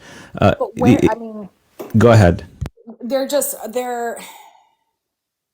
Even before this crisis, it was hard to get shelter. The shelters only have so many beds and people are waiting. I have a lot of thoughts on the last two who spoke, and I'm better off just being quiet right now.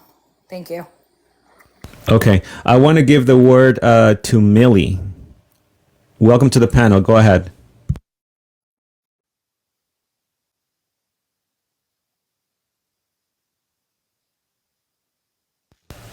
Millie, are you there? Or I think she's going in and out. Millie, are you there? Can you hear us? you might need to drop it. Okay, Millie. If you want to drop and come back, I think this is the second time or third time I let her in. Hey, We'll Vega, we'll let her join. Go ahead, Mighty. yeah, Vega, like, do you like believe in this whole great replacement theory? Like, have you heard of that? Can you be specific? There's so many out there.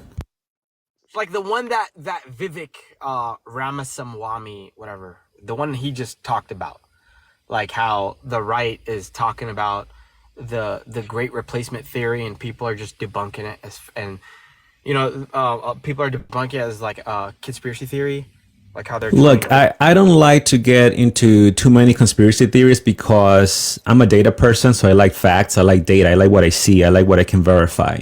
I know that with this immigration thing, it's difficult to verify a lot of facts because, once again, they're coming undocumented, so it's really difficult to, pinpoint a trend one way or the other. But that's why I have, guests like Court, that she's in front in certain aspects of it, she's in front of that line and she can share her experiences, and then we can sort of ask more direct questions as to what's happening. But I don't like to really get into too many conspiracy theories. Well, it's not even, they say that it is, but Vivek Ramaswamy, who's literally running for office, this was on the presidential election, he brought it up and said that it's not fake, that it's true. So has anyone on the panel heard of it? Like, what do you guys think about it? Oh yeah, I've heard of it. I don't want, again, I want to stick to the topic here, which is migrant benefits. We can do a conspiracy theory at another point. Hold on, because I think John just joined the panel. I think he wants to respond or ask something. Go ahead, John. Welcome. Thank you, and thank you for welcoming back. So, as you all noticed, I do have an accent. My family did a hunger strike to actually reach the USA. Great country. What does it make think everybody that the USA is the greatest country? First of all, and I don't mean in a mean way. Why everybody's trying to come here? For example, Czech Republic has the highest living in the world, reported by Google and so on. Why everybody's trying to come to the USA? Why all this flow over here? So my point is, they are asked to come here.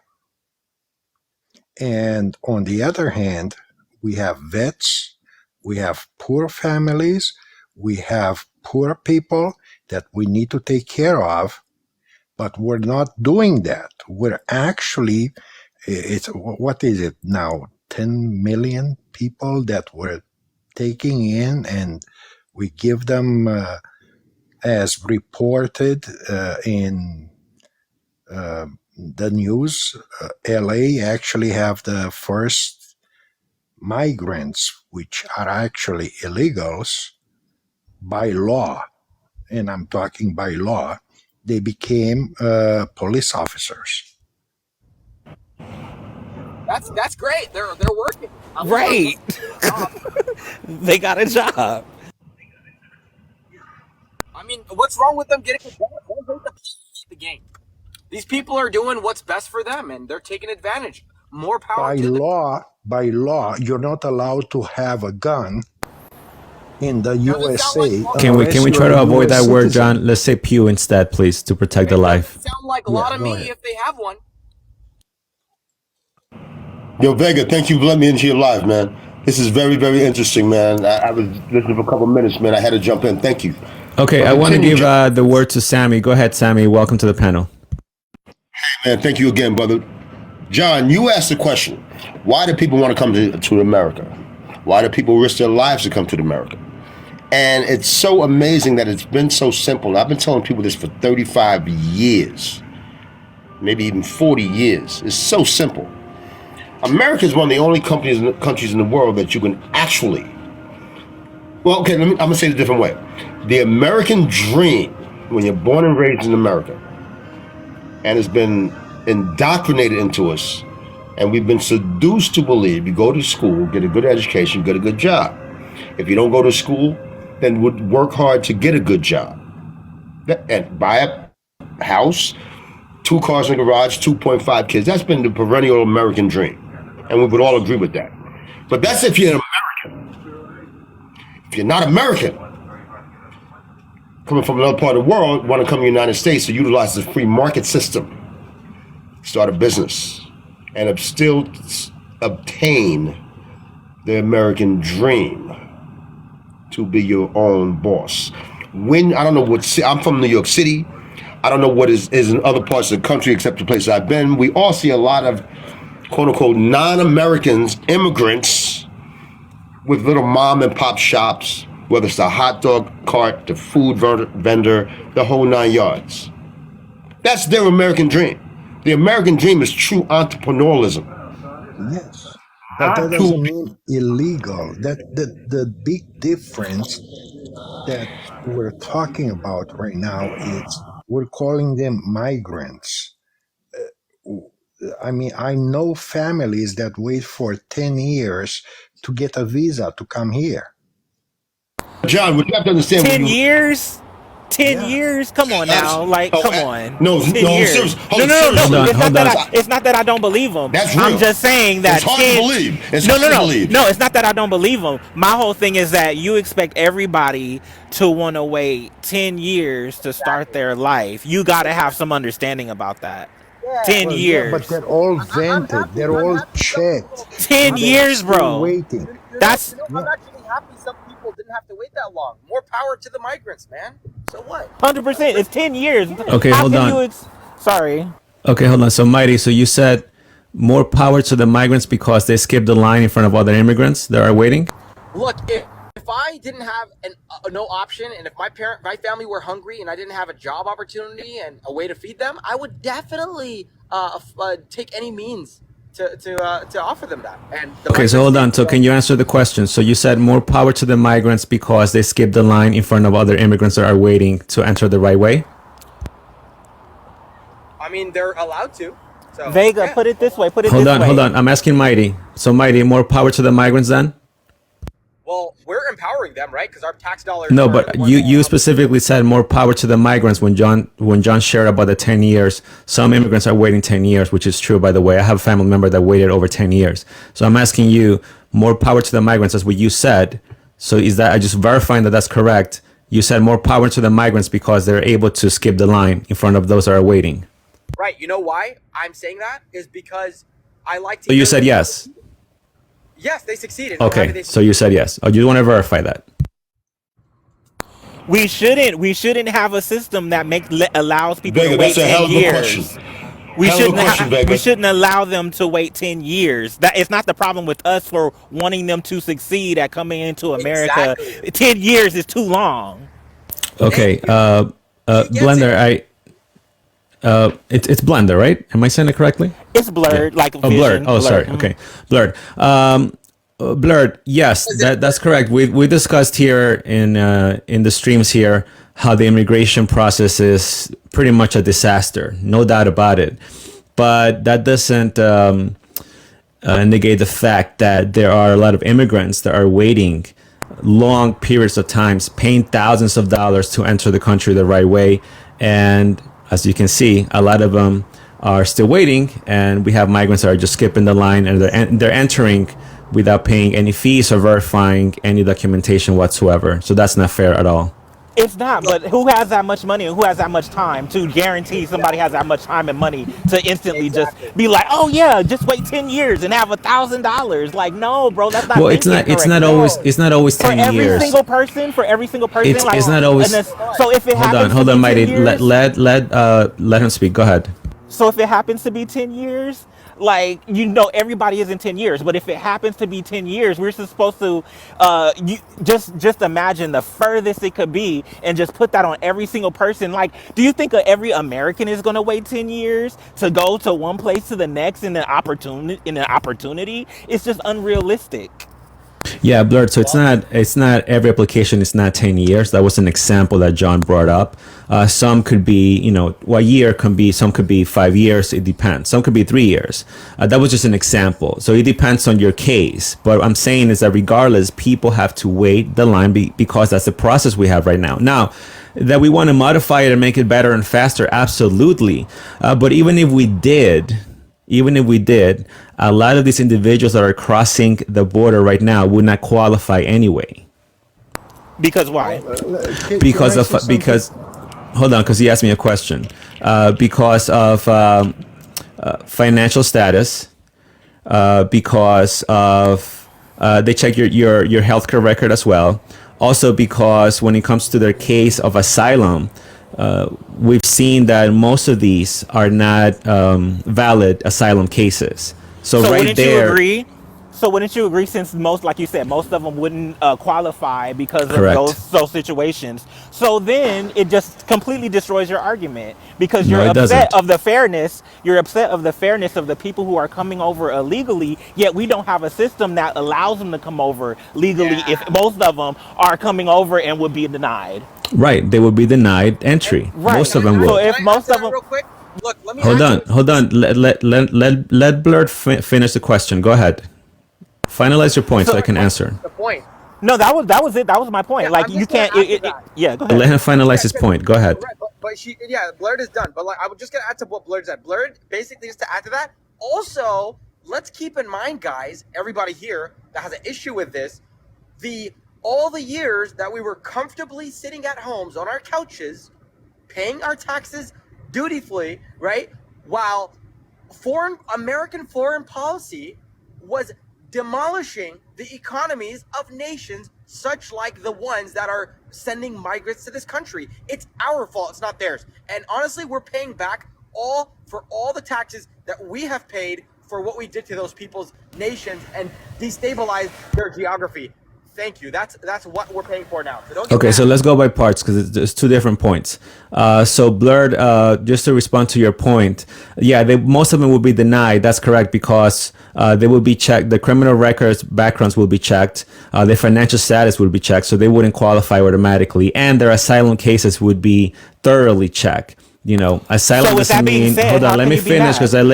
I let you finish your point. So let me answer and let me reply to that.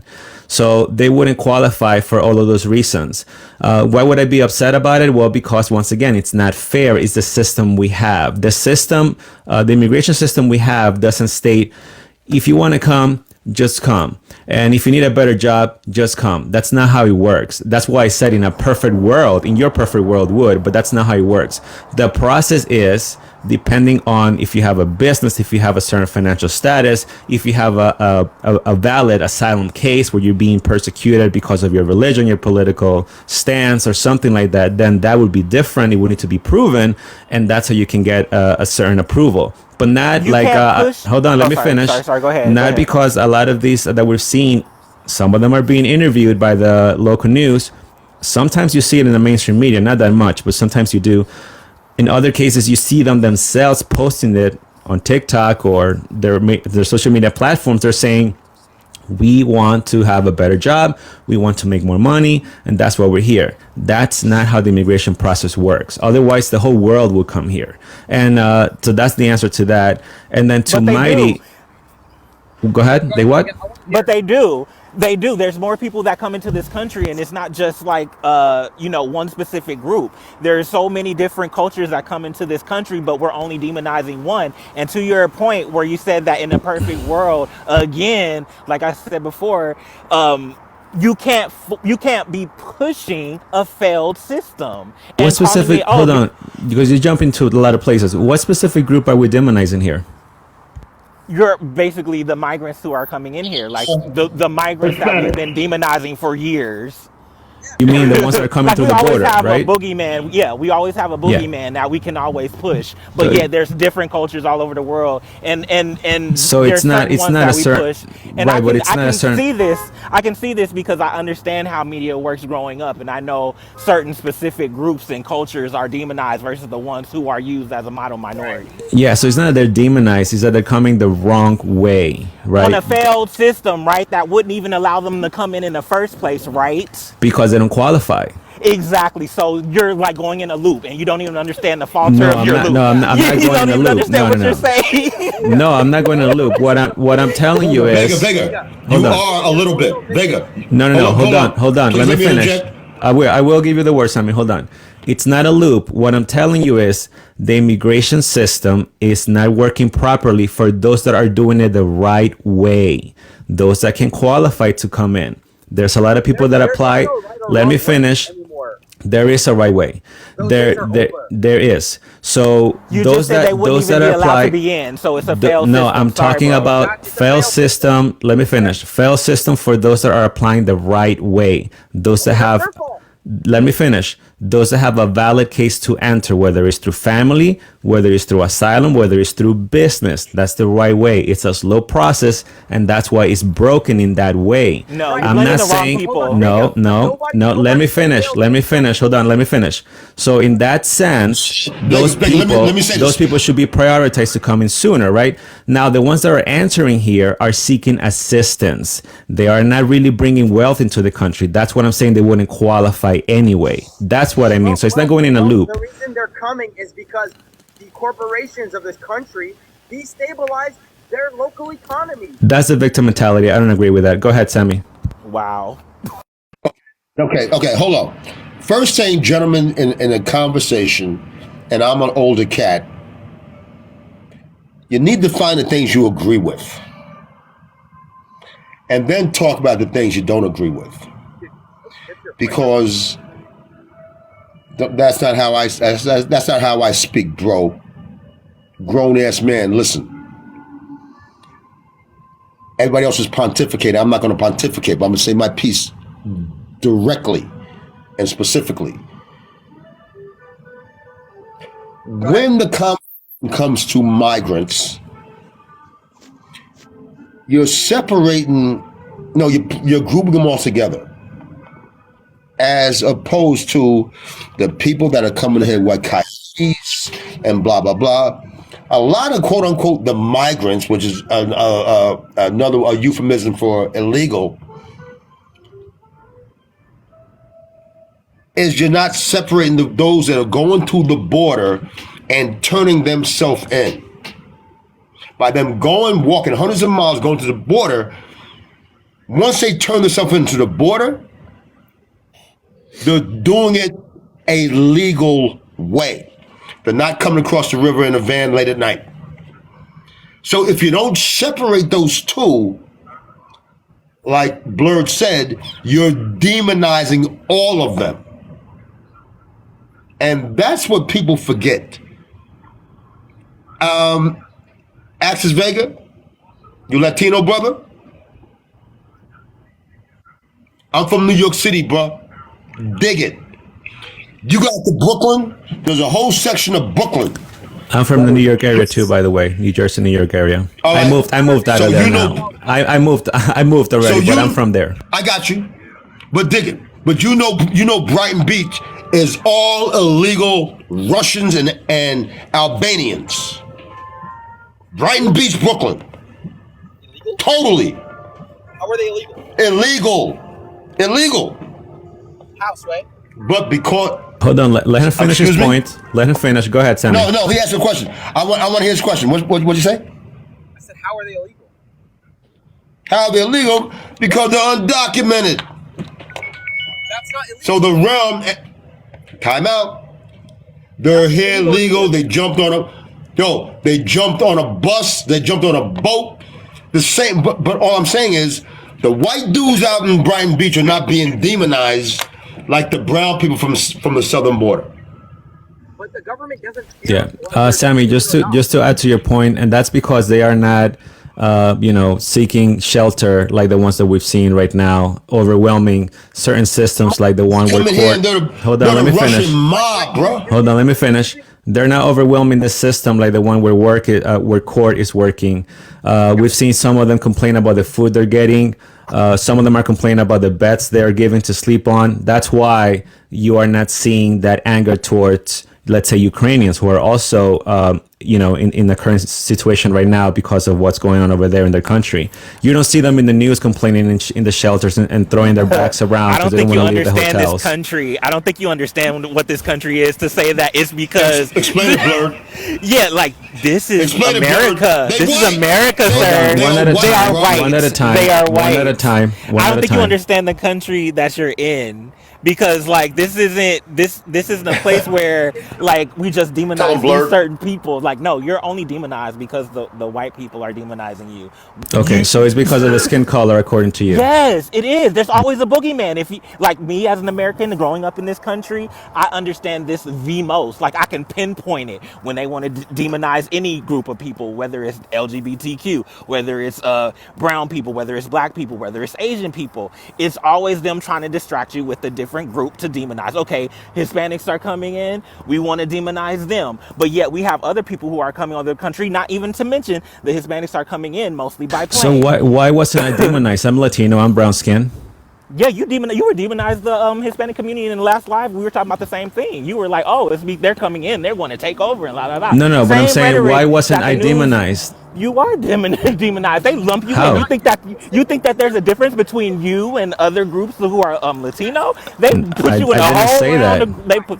Push Yeah, me where? you did. I was Okay, in tell me another how. live. Tell me how. I'm sorry. What nationality are you? Venezuelan American. Exactly. So when you were trying to say, "Oh, do you know about the Venezuelans who are trying to come over here?" You think it matters? Hold on. No, hold on, one at a time.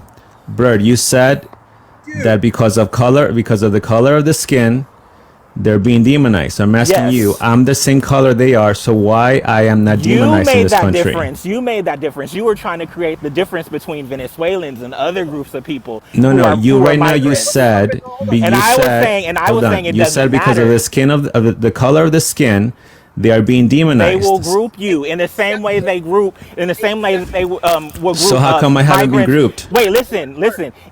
In the same instance where Africans who are coming into this country versus the Black Americans who are already in the country, they're doing the same exact. When you say they, rhetoric. who's they?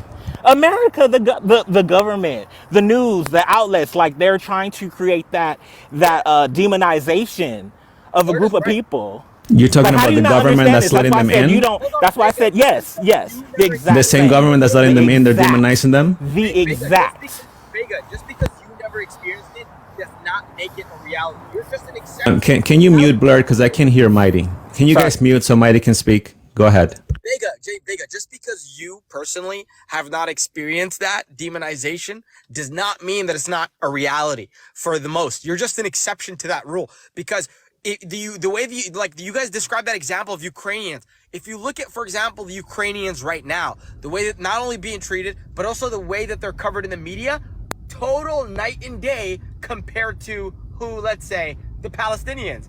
Just because they fit the criteria of having white skin and blue eyes is the reason why they get a double standard.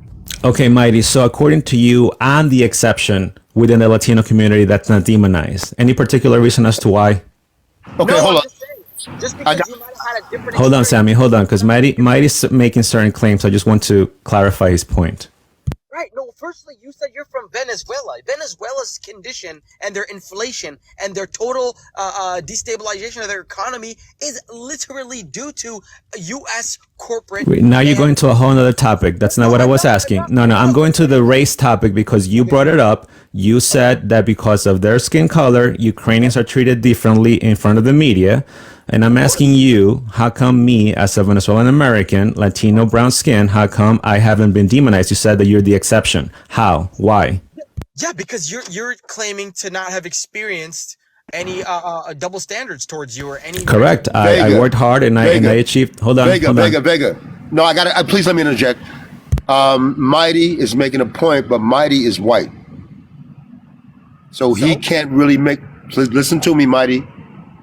Please listen. I'm on your side. But because you are white, you can't say it in a way a man of color can. So fall back and listen. Brother. I mean, I don't. Brother, hold up, please, Mighty. And Mighty, Okay, because hold you're on. white, you can't hear about men of color speaking on race. Okay, So hold on, just hold listen on. and learn. Sammy, go ahead. Finalize your point. Go ahead. So what I'm about to say is you might not be aware of the things that have been put against you because you put it in a realm of, if you acknowledge it, it puts you in a victim mindset. And I get that, little brother. Trust me, I get you. I'm a very successful black man in Harlem who owns a fucking $1.7 million brownstone. I do not ever be a victim. I do not have the victim mentality, but I'm a successful dude. I still feel the impression of, I walk into fucking Bergdorf Goodman's, bro. I'm being Can we try followed. to just avoid profanity just to protect the live stream, please? Okay, yes. I walk into Bergdorf Goodman with my girl to buy her son because she's she like that. And I do that. Walk into a Chanel store, I'm being followed. These are things that you have to be conscious of. So it's disingenuous for you not to be so open-minded visually to see how other people, especially how other Latinos, even from your country, are coming to the United States and being victimized. That's all I'm saying, bro. Okay. That's all. All right. Thanks, Sammy. I totally disagree with that, to be honest with you. Again, I pretty much achieved everything I wanted in this country. I'm very thankful. I love this country. I work with whites, blacks, with Indians, whatever, everything. And I've never experienced anything like that. I never projected anything like that onto anyone else. I don't believe in the victim mentality. You haven't noticed it. Hold but on. you Let me haven't noticed finish. it. I'll let you finish. It's not the victim. It's just I not let noticing, you bro. finish. I let you finish. I believe as long as you work hard in this country, you can achieve whatever you want. I want to give the word to Totally. He just joined. Go ahead, Totally. Hey, thank you, Vega. How you doing, brother? Good. How are you? Good. Another great live. Vega Access for Senate, bro. This guy's got to go to the Senate in Nevada. Anyway, Yeah, listen, right. Sammy, I'm going to ask you a question. Sammy, you from New York your whole life?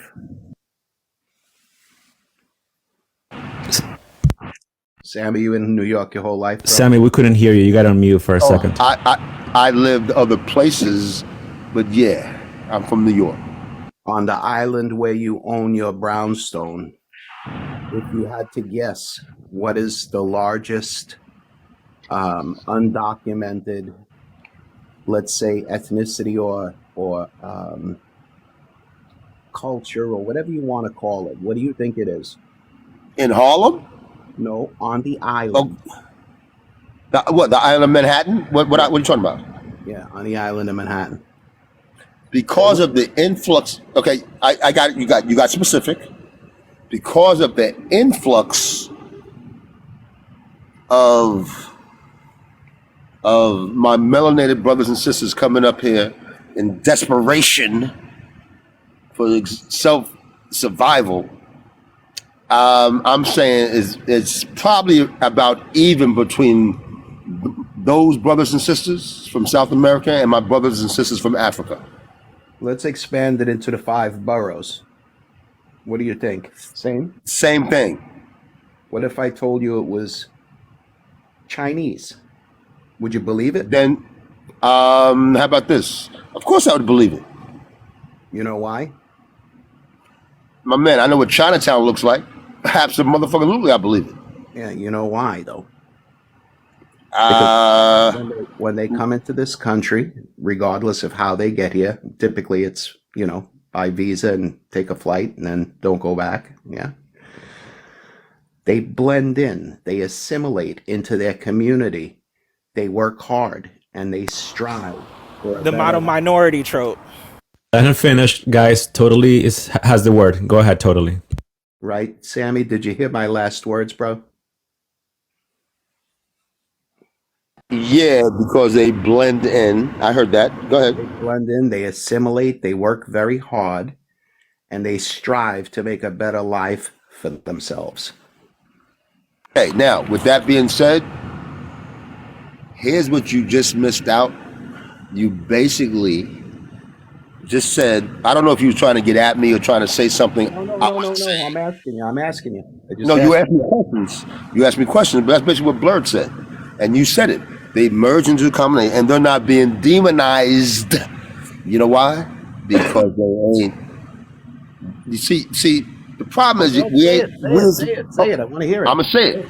We ain't looking at people of color or melanated people. Let me just bring it like that. We're not looking at it from the perspective of the non-melanated. And when I hear a brother like Vega, who's definitely, he can run because I love the way he handles his live. I can't even understand a brother from Venezuela talking shit about another brother from Venezuela who's trying to come here to get a better life like he has. That's what I don't understand. Were you born here? I'm from Harlem, man. I'm from New York City. You were born. Yes. Maybe Yes. That's why it's hard to understand. No. No. Can I just say one thing? I got you. Hold on. Sammy, are you done with your statement? No, we're just having a dialogue. We're just having a... Okay. Hold on, Mighty. Let me just respond because Sammy did bring me up in the conversation, so I think it's fair that I can respond. Sammy, just to clarify, I'm not talking smash about all the Venezuelans coming in. Again, I'm talking specifically to those coming through the border. Okay, I'm not in agreement with that. Yes, right now we've seen a majority of them are Venezuelans, and a lot of them we've seen their behavior in social media and in front of some local media as well. Hold on, let me finish. Let me finish. We've seen their behavior unacceptable, the entitlement mentality and victim mentality. Let me finalize. You can check my page. I've made a lot of reports on that, and I mentioned it earlier. How they complain about the shelter, they complain about the food, they complain that it's cold water. All of these things as if they were invited to come here when they weren't specifically, okay? And they're complaining as if they have the right to attain all of these benefits when they don't. I didn't, and my family didn't get any of those benefits like that. And no one complained from my family of what we went through to be able to have a life here in the United States. We worked hard and we did what we have to do. And I'm opposed. I know that. Hold on, let me finish. So I'm opposed to that just because they are Venezuelans coming here and I'm Venezuelan American doesn't mean I'm going to put blindfolds and I'm just going to say, well, they're my people, so they can do whatever they want. No, that's not going to happen with me. I call it out as it is. I actually had a migrant here on Saturday. And I interviewed the migrant, and the Venezuelan migrant, and this migrant shared her story and how she's actually she's not getting assistance from the government. And I applauded her story and I told her that she's doing a good job because even though I don't agree with the way she entered, at least she's not getting assistance from the government. So it's not all the Venezuelans, Sammy. I know it may seem that way, right? But that's not the truth. Hold on. So, we had I interviewed another migrant on Wednesday, I believe last Wednesday, who was ironically family member of this one. And her story was completely different. She was in a New York shelter, right? She's posting twerking videos on TikTok. She's talking smash about, how she's getting certain benefits and how she basically laughing at the taxpayers and thanking her father Biden and stuff like that. I'm not going to support. I don't care if you're Venezuelan or not. I'm just not going to support it. So just to clarify, I am not for the way they're entering. But even more, I'm not in support of those with the entitlement mentality that come here to make a mockery of the system. Please let me go after you, right? If you're done. Go ahead, Blurred. Go ahead, Blurred. Okay, okay, hold on, one at a time. Who wants to go first? We can speak over each other. I just want to go before I lose my thought. Okay, go ahead, Blurred. Okay, so you were saying earlier that you work with black people, you work with white people, like. If you work, you're definitely gonna, like, I've been all over the country. So this isn't like any like individualistic take on, different people, working with people or knowing people or anything like that. when you generalize a group of people that's having a blindfold in saying that, hey, these specific Venezuelans, and just assume that, hey, they're taking advantage and they're complaining and they're doing this and all that. Yeah, that's a blindfold. You're literally putting your own people in a bubble and saying and demonizing them. And that's something that this country does. And you can't say that black people in this country have not assimilated and tried to do everything that they could the right way, and we were still demonized. So trying to assimilate does not do anything. And that's what we need to have people understand, that regardless of how you act, or super corporate or nice or whatever, assimilate to whatever you think you should be, it does not matter. That's just what I want to say on that point.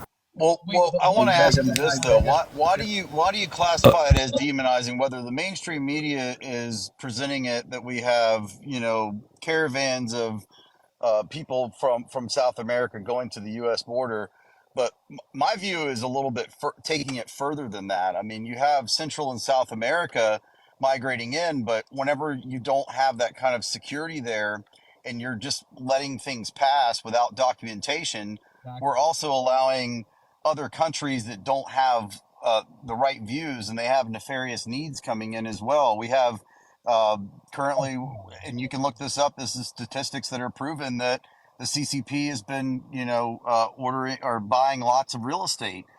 There's some towns that are actually starting to block that, but whenever We there's are, a point but wait, country, we're opening it up to where wait, these Let other freedom finish. countries Let have the freedom finish, ability. Blurt. okay. We're opening it up to where these other countries that don't have the right Guys, please mute so mentality, freedom can speak clearly. Thanks. we're allowing others from these other countries that don't have the best intentions. Okay, whether you're pro Ukraine, pro Russia, whatever, it doesn't matter. But if you're saying, hey, the Russians are going to come in, now we're basically telling the world, hey, here's a way for you to come in. If there's conflict in Israel going on right now, I'm not trying to take it there right this moment, but you also have that faction that's knowing right now that we're weak and that we now have a weak spot that we're letting everybody in at. So we have other problems with the humanitarian efforts that are coming in right now. We have other problems with the crime, but we also have the other security in general. Why do people have fences around their houses? And I'll just leave it at that. That's why I feel like I'm not demonizing one particular race or one particular culture or country, but my problem with the security at the border goes towards that as well, because we're telling the world we have a weak spot. Okay, Mighty, let me go after you, Mighty. I'm Mighty gonna go wanted to after say you. something. Go ahead, Mighty. Yeah, you have fair points, but let's not also forget that half the White House are dual citizens as well. The people that are running this country, as we speak, have other interests, have a foreign nation that they also serve. So this is the thing. When these people are trying to cross into Should this they be country, serving another country other than our own if they're elected officials or they're working in the White House administration? That's another question too. Because well, I'm sorry, Not if but they're Americans. I don't feel okay. But if they're serving for another country as a dual citizen, then yeah, it's easy to say that there's another agenda there. But if you're Wait a going to minute. What serve is your U.S. dual politics, citizenship? If you're white, what are, like, you're saying that if you're not, like, say for instance, if I'm black, does that mean that I have to, and I'm American and I'm born and raised here, I gotta be for a different country? Is that what you're saying? no, he's saying like no, because that's far from it. hold on, freedom. No, the point is that the White House right now, like the current, administration, Biden's administration, half of them are dual citizens to Israel, for example, specifically, not any other country, just there. So it's just like but my point is this: when the migrants are trying to enter this country, for example, right? You go back 20 years, the borders were not always on the same, at the same scale as they are now. And people trying to cross in knew that. It was more difficult in the past. All of a sudden, they wake up one day and all of those measures are gone. Now the borders are practically open. Anyone can enter. What message is that giving them? That's basically telling them, hey, you're welcome to come into this country. So it didn't just stop at welcoming them to enter, but also the fact that they're getting benefits without any documentation. For example, they can apply for driver's licenses, they could work for DoorDash, they could work rideshare, like they could get jobs even on these platforms without even having documentation. So what message do you think that is sending them? It's, in my opinion, I think it's telling them, you guys are welcome to come in and, come over here, and we need your guys' labor because Americans are not trying to work, and you guys have the energy and you guys want to do it. So welcome to come in. And I don't see a problem with them taking advantage of that. I don't think we should be mad. We shouldn't be mad at the migrants. And I know you guys aren't. I'm just reminding everybody, look, the migrants are human beings. They're taking advantage of an opportunity. Anyone would do it. I would do it, and I'll admit it. If I was in their shoes, 100% I would do it. I'm not waiting 10 years. I'll get in however I need to get in. But the point is that, what's the real issue here? Is it human beings taking advantage of not being in poverty anymore? Or is it the systems that are in place that are not adequate enough to stopping them from entering and blocking them from migrating? Thank you, Mighty. That was literally my argument on the last live. But Mighty, you missed one. You missed one, Mighty. You missed one. You missed one. Go ahead, Sammy. Finalize. Go ahead. What you missed was, or the fact that somehow America, which is still 60-something% white, are afraid of the quote-unquote conspiracy theory that Fox News was playing for a long time, the whitening of America, the demonization of people that are brown, but not the demonization of people that are not brown. I'd argue the opposite. Not you, not you specifically. Yes. Collectively. Well, I would argue the opposite. The only reason I would is because if you've seen what happened recently with the whole issue between Elon Musk and the ADL, where someone responded to the ADL's president about the demonization of white people in America. And Elon Musk responded to that person's accusation towards the ADL by saying he's right. So that same argument is being had on the other side as well. Is it? I don't see any person. Sorry. Go ahead. Blurred. It's happening all the time. There's a whole form of white folks saying they're being demonized. I see white people saying that, but I don't see that actually happening. Okay, I think we're just we're jumping off topic now. Hold on. I think totally wonders. Mega, it's all the same topic. It's all the same topic or the same umbrella. Trust me when I tell you. Well, we're sort of jumping around. Hold on one second. Trustmebro.com. Okay, hold on. Mighty wants to say something. Go ahead, Mighty. Go ahead. I have to go. But Vega, just like my whole point, in my honest view, and I'm trying my best not to be biased, but what I truly believe in my heart that makes the most sense to me is that America has been quiet about its government's foreign policies. And I say its government because I don't agree with their foreign policy. I don't agree with the corporate chokehold over this nation. And many people have been quiet about it, living their lives comfortably until all those policies came back to bite them in the ass. That's what's happening now. And people now suddenly want to wake up because it's migrants. It's not the migrants. It's the fact that we've been quiet for all these years, allowing our country, our government to destabilize these nations, such as Venezuela, as a clear example with the oil issues and Exxon and Chevron and Shell, the way that they treated the Venezuelan government and unalived their own president because he wouldn't comply to their corporate desires. And now we're complaining. Well, guess what? Who unalived their own president? Well, I mean, the current president right now of Venezuela is accusing that Hugo Chavez was targeted by Shell and by Exxon and Chevron because he wouldn't comply to their corporate demands. So Chavez died of cancer. You believe that he was killed by Americans? Look, what I know is there's many ways to unalive somebody. Hold on. Let's let Mighty finish. Hold on. Are you done, Mighty? Look, I wouldn't be surprised if he was unalived by the corporations. I wouldn't be surprised, is all I'm saying. Got it. So, Mighty, just so you know, that doesn't even make sense because if that was the case, then Maduro will be unalived also, and he's been in power for I think over 10 years now in replacement of Chavez, following the same trend. Hold on, Mighty, I let you speak. Mighty, I let you speak. Okay, you've spoken a lot on this live, even though you have opposing views. I let you speak. So let me finish. Let me reply.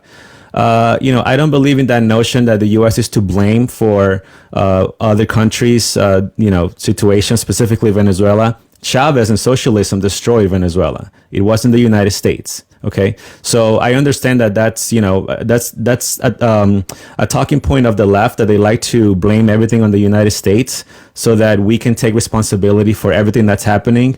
Again, that goes with the victim mentality. I don't follow that. I know that what's happening in Venezuela is because of what Chavez did and Maduro continues doing. And a lot of those, Venezuela was divided in two, socialism side and the other one that opposed it. Most of those that opposed it left early on, and now the ones that follow the socialism train of thought and follow that idea, they now have seen that doesn't work, and the country has collapsed economically, and now a lot of them are crossing the border. So that's why I'm opposed to what's happening, because a lot of them have that mentality of the government has to give me this, the government has to give me that, and that's what they're doing right now here in some of the states in the country. Again, and by the way, I've covered, just to touch base on what Sammy said earlier, that I'm attacking my own people. I've covered migrants from other countries as well, even from Nigeria, from China as well. But we've seen a big trend in Venezuela, Venezuelans coming through the border. Mighty, you said you have to go, or you have another statement to share? Because I have another one that wants to join. I wanted to go until you kind of shocked me with that statement. How can you discredit Chavez for localizing petroleum profits and taking a good amount of the population out of poverty? I mean, just because it didn't work out because he Did you say that Chavez took populations out of poverty? Yes, he did. Have you been to Venezuela?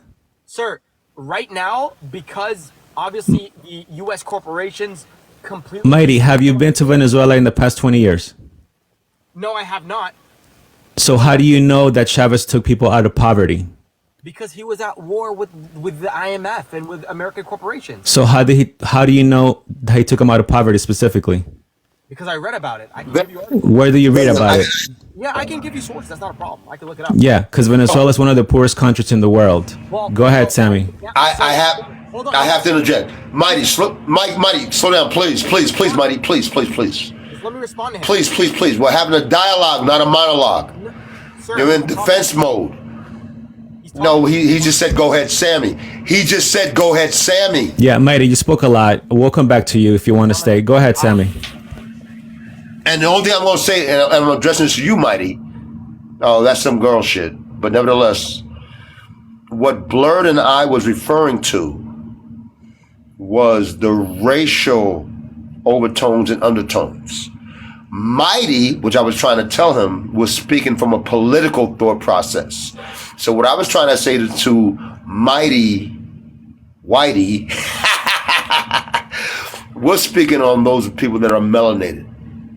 So we're speaking from a human factor of oppression. Yeah, Sammy, can we just try to avoid those type of name calling when it comes to race? Because I gotta kick you out if you do that again. Okay, my bad. But it was funny though, and it fit. But anyway, we were speaking on a racial thought process. When Blur was speaking to you, we were speaking about people that are melanated versus people that are non-melanated. So Mighty's thought process was that of the non-melanated from the political, just a pure political standpoint, which he might have good points, he might not. But we ain't looking at it like that. We just looking at Blurred and I are looking at the way people of color coming from the South are being demonized. That's all. Hey, Vega, can I land That's mine? all. Okay, Totally, go ahead, and then I'm going to give the word to a new guest here. Go ahead, Totally. Oh, dang it. Yeah. And just You'll be after that, Blurred. Go ahead, Sammy, Totally. Sammy, I'm going to give you a follow, bro. I'm trying to give you a follow. Okay, I got you. Sammy, I give you a follow. I'm going to tell you straight up, I'm a little jello at that brownstone, but we'll chat about that another time. Also, I just wanted to say them Russians that you're talking about, and it's probably more Ukrainians so than Russians right now. They blend in and assimilate too. They work. They don't seek benefits like the Chinese. They go out there and they earn. They pack themselves. You know how they do. I don't have to go over that. And I just want to touch base on that other guy who was talking about the immigration. Immigration policy is in place to build a nation. And Vega and I are mutuals. and I love his lives and I try to attend them all, but we have opposing views too, because I believe everyone who's made it here right now, there is a way to create legal status for everybody. There's enough food, there's enough room, there's enough work. We can make it happen. My parents are immigrants too. And so there's that. But the immigration policy is put in place to build a nation. The stronger the nation, the stronger economically it is, the more it can streamline even more immigrants. The way it's happening right now is they're coming, and when you go through that process, the people who accept it in the immigration process, they have to be approved to be able to contribute to this nation that they're arriving to. And that's almost every nation. If you try to go into any other nation, they want to see a bank account. They want to know you can support yourself. If I want to bring my cousins over from Italy and I want to sponsor them, they got to show that they got money or I got money to support them. They can't be they can't try to take off of the system. That's what it's in place for, and that's what we miss. Okay, I want to give the word to Deb. Welcome to the panel. Go ahead. Hi, yeah, I've only got a few things to say, actually. One, I don't approve of the idea of them coming over here and getting jobs as being police officers because, one, technically, legally, they're not allowed to carry any firearms. Two, y'all are all up in arms on the left about all these pew-pews going on around the world and around our country with the schools and grocery stores and so forth. What are you going to do when one of those decide to go into one and do the same thing that American citizens doing? Are you still going to condone them being here? What the hell is it? Hold on. One at a time. Go ahead, Deb. Finish. If you have a loved one that's in the LGBTQ community, some of these people that are coming across this border do not agree with the community. If your friend or a loved one gets You're breaking up a little bit. Deb, you're breaking up. Then? Okay, I think you're better now. Go ahead. You may want to repeat that last part. We couldn't hear it. Okay, are you gonna condemn these migrants when they come over here and they unalive an LGBTQ loved one? Is that what it's going to take for you to condemn them, or are you okay with that? Are you okay with them taking little girls and stuff in the bathrooms and doing demonization of a whole Thank you. group of people? We can point it out like a second. Okay, hold on. Yes, we can point it out. Point it out. Hold on. Deb, are you finished? Call it what you want. Okay. They can call it what they want. It's not demonizing. It's the facts. Okay, Blur, do you want to? Okay, hold on. She doing it. Sammy, you already spoke. I think Blur wants to say something. Go ahead, Blur. Thank you. Okay, so literally she came in here and just demonized the LGBT community to be pew-pewing. Like, she literally did every single one of them. And you can point it out when you've been in this country long enough. You can see it when somebody on the right could just take a certain group and they could just be like, what are you going to Blur, I think you disconnected. Okay, you're back. Go ahead. So yeah, it's like, what are you going to do if they come with a pew-pew? And it's like, if you could take any group and fearmonger that idea out, like, that's a demonization, regardless of what group that is. And if you hear it so many times and you can relate to it, you can point it out when you hear it. And that's exactly what she did. Hey, Blur, check this out. Okay, Sammy, go ahead. Hey, Deb, check this out. I agree with you 100%, especially them Venezuelans, huh, Deb? Ooh. I didn't specify what ethnicity group. I just said the migrants that are undocumented that come here illegally. The ones that like to behead other people in different countries. That's ones I'm talking about. I'm not talking about a skin color. I heard. One at a time, please. One at a time. Go ahead, Sammy. I heard Donald Trump say, man. No, I'm saying I heard Donald Trump say, yeah, them Venezuelans are the worst. That's what I heard. What Trump said. Sammy, when did he say that? Hold on, because Sammy made a statement. We want to verify that. Sammy, when did he say that? Actually, Blur knew what I was doing. I was just trying to get Debbie to say them Venezuelans. She didn't fall for it. But she specifically told you she wasn't talking about that. Deb, do you want to answer to Sammy? Yeah, I'm just going to say, we're all in trouble. It doesn't matter if you vote left or vote right.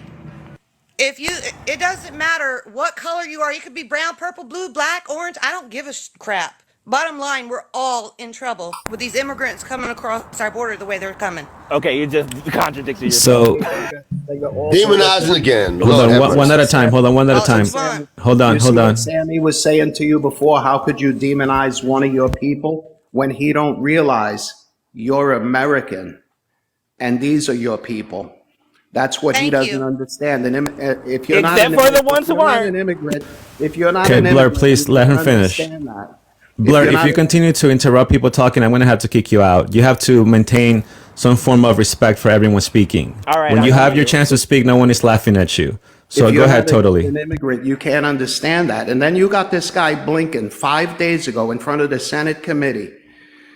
They brought up specifically about pre 9/11. And I know you know about that, good Sammy, because you sound old enough, okay? I was 8 streets away at the Fulton Fish Market when that happened. He said when that happened, they were all, I was on Chambers. okay, so there was all red lights and green lights going off prior to it happening, like they knew something bad was going to happen, but they claimed they did nothing about it. And I don't want to touch that. But 5 days ago, he's in front of the Senate committee and they asked him straight out, how bad is it? He says, I see lights everywhere I go, because those are the people who got in that were on the watch list and the ones that didn't get caught. So that's where the big threat is, the biggest threat of it all. Yeah, You know what I'm saying? I want to say that I'm confused. I'm confused. He lost me. Totally. You totally lost me. The Secretary of State got in front of the Senate committee and told him right now we are at such a heightened security alert. He said he sees more signs now than they saw before 9/11 of people attempting things to get to do another attack on the nation. You get what I'm saying? Hey, I got you. And do you know what happened after the demonization of more brown people? Yeah, but you see, you keep dragging race into it, Sammy. Okay, let me And just the other interject person here. All right, let me just interject here because assimilate. If you're born here, you don't assimilate. You're born here. You don't yeah. have to assimilate. No, when you were black, we're black. So yeah, we had You don't have people who to assimilate. assimilate. I don't. Yes, we did. No, How you can you tell? don't. We did. Then you don't. We did. Yes, we do. Slow What are down, you Blurred. talking Slow down, Blurred. Slow down, Blurred. Explain it without getting emotional. I'm sorry. I'm just because it's like we've been through this. How do you? It's hard for you guys to have a mirror. Like I wish. Like, do you not understand that in the same way you can demonize one group of people for these incidents that you're talking about? What a like I don't want to deter the conversation, but in like the mass shootings that we have, like imagine if you turned on the news and they said, hey, we got to stop the Europeans from coming over because we got too many people who are going to these schools and they're pew-pewing and they're this specific, culture. Like, it's not right. They never demonized they never demonized the stereotype of the mass shooter in America. But they can always demonize someone else. But you can always demonize someone else. Okay, Deb wants to respond. Go ahead, Deb. So 9/11 wasn't enough for y'all? I mean, enough Americans didn't lose their lives over something like this? That's my other question. Or were you not old enough to understand what happened on 9/11? Or were you not born yet? Oh no, I was definitely old enough to know what happened then. But guess what? We didn't even attack the right people because we were so trying to jump on and demonize the Muslims, right? Yes, and we attacked the wrong people because we were and we created. Wait, let me finish. And Blurred. Bring it, just bring it down. Okay. This is Sammy Buttons. Okay. Just bring your tone down. My bad, Just bring it down, baby. I got you. I do not mean to scream. Yeah. But it's just a buildup of years of these conversations just coming out of me. But anyway, so yes, we created a stigma on Muslim people. For years, people always, like, you couldn't turn around without somebody saying, oh, I don't know about them, and it's like there's so so many different races and people who were Muslim, and we created that stigma, and we attacked it wrong, in the wrong way. And it's hard for you guys to have that mirror when you take one instance or an example and you project it to an entire group of people. That is the problem. How could you not? Okay, so that's Blur's opinion. Race bubble, brother. Hold on, Deb. You want to say something, and then I'm going to say something after that. Go ahead, Deb. I do, thank you. My thing is, unless you lost a loved one on 9/11, you'll never totally understand how any of us feel. Unless you lost a relative, a loved one, a best friend, it doesn't matter. It's about race, Blurt. Okay, bottom line, it's about Americans being slaughtered at the hands of these people to come across ours. That's what Okay. it's about. It Okay, doesn't thank matter you. color. I can Okay, give a thank shit you. less about color. Okay, thank you, Deb. I'm gonna have to drop you, Deb, just because your microphone there is very staticky and it's just not coming through correctly. You can send the request again. I just want to reply real quick, and then I want to ask a couple of questions here. So just to touch base on what Sammy said earlier about and Blur too about demonizing a group of people, right? I am concerned about the safety of Americans, all of us that live here, right? Regardless of what background you have, it doesn't matter to me. And the reason is because as I've covered a lot of what's happening at the border, and even the migrants that I had here on the live stream, they have shared how easy it is to get through South and Central America into the United States. It's pretty much pancake. If you just pay a couple of dollars, you are not even asked documentation. And if you're asked documentation, you can just show them whatever you want, and they don't even verify you. And if you don't have documentation, as long as you have a couple of dollars, you can pay your way through or go around the border in case that you're unable to get through because of you don't have money or documentation. So it's very easy to come through, and that's my concern. For me, is mainly the safety. Does it upset me the fact that we have a certain amount that have the entitlement mentality and are taking advantage of the system? That doesn't make me happy. But my main concern is the safety, right?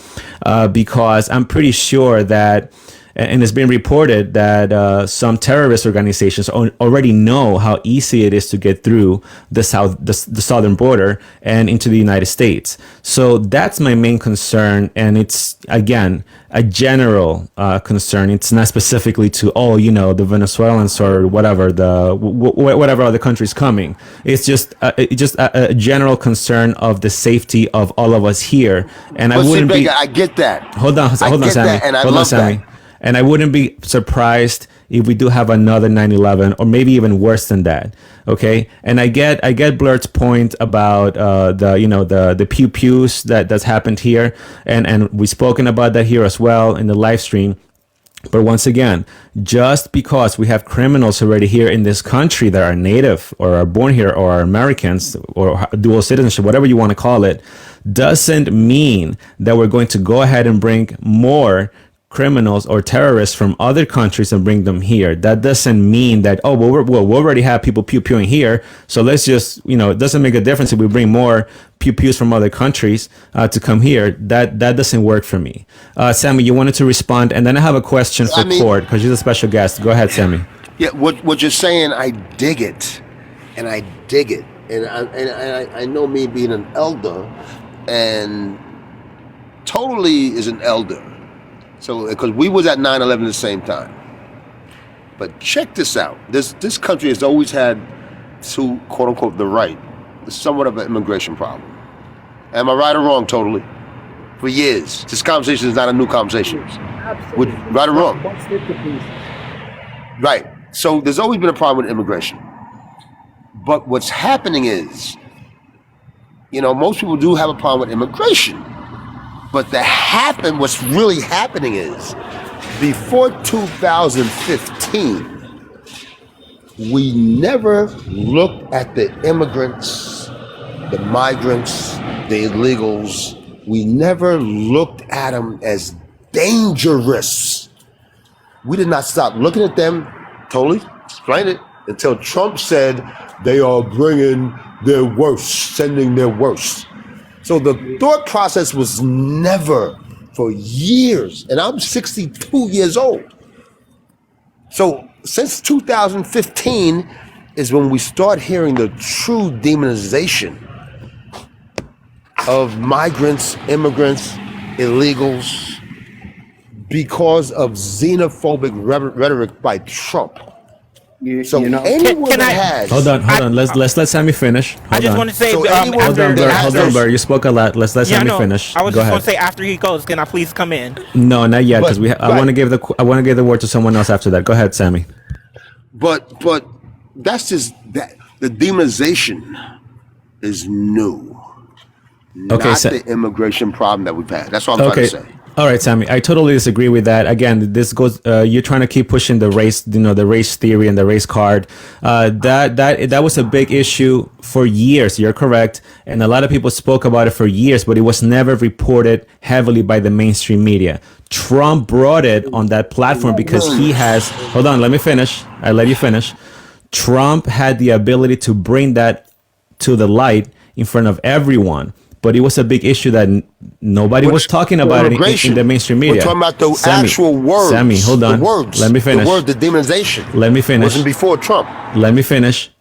We knew that was a big problem. And yes, he brought it to the front. But that was something that a lot of Americans were complaining behind the scenes, but it was never reported by the mainstream media. In fact, if Trump never brought it up, we probably would have never seen it the way we have today, maybe, because the mainstream media tends to hide a lot of things from us. So I'm not putting that as a race situation, because I know where you're going. You're trying to say that Trump is a racist. That's where you're going with this.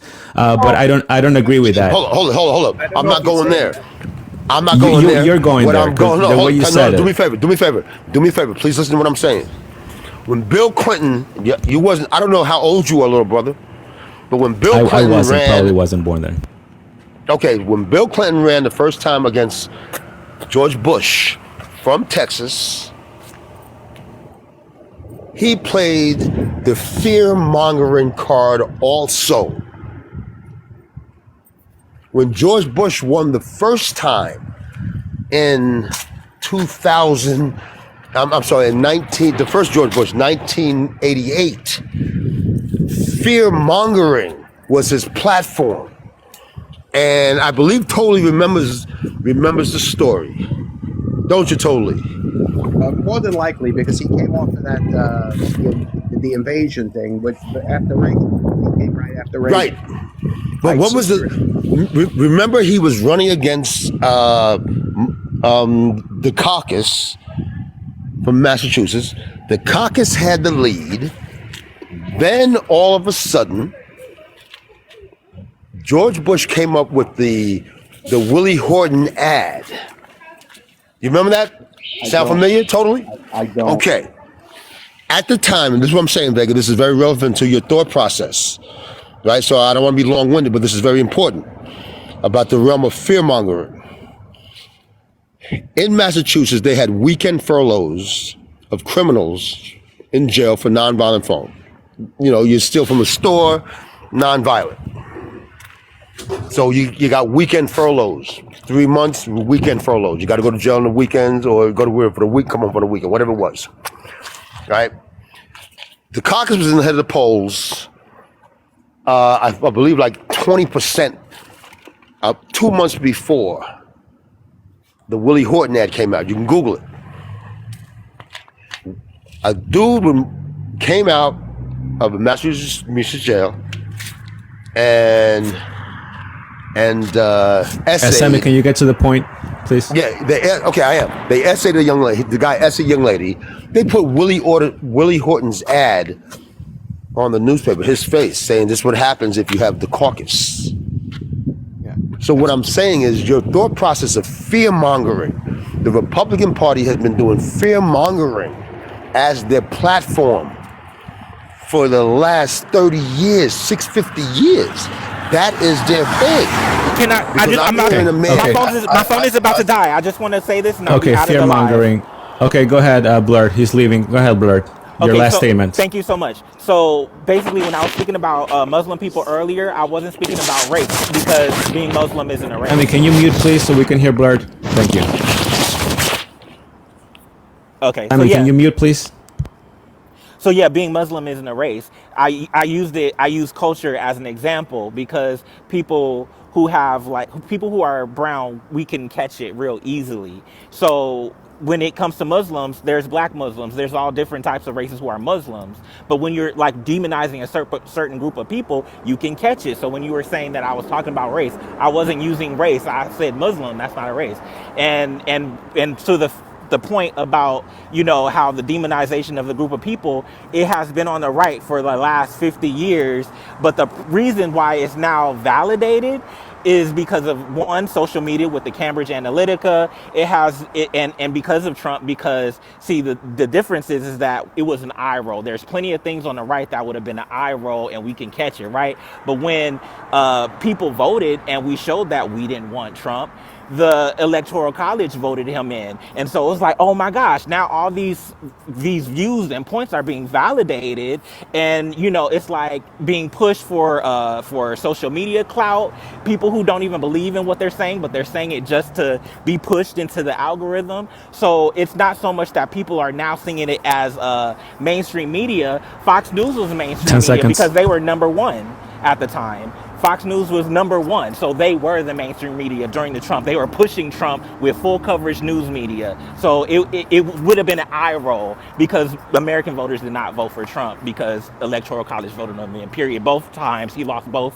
So like it would have been an eye roll is what I'm saying. So I'm sorry. Bye, you guys. Thank you for letting me talk. I think this conversation is gone, but I'm done. Thank you. Okay, Blur. Thanks for joining. Again, I disagree with that. And just going back to what Sammy was saying, fear mongering. I would like to ask Cord, our special guest. Cord, real quick, if you can, please interject here a little bit based on what you've seen in your experience. So Sammy mentioned that it's fear mongering, what Trump did back in 2015, 2016. And so if it was fear mongering, we wouldn't see the disaster that's happening right now. Do you think it's fear mongering, or do you think what you're seeing right now is a crisis? What I'm seeing right now is a crisis. Absolutely. Got it. Okay, guys, just so you know, Cord works at a nonprofit in Massachusetts, and they tend to benefits when it comes down to housing in Massachusetts. Cord, so again, just to go back a little bit to this, because we sort of went off topic here with, a lot of people were bringing up the race card and all this stuff. When you assist citizens in your place of work, right? Are they for the requirements?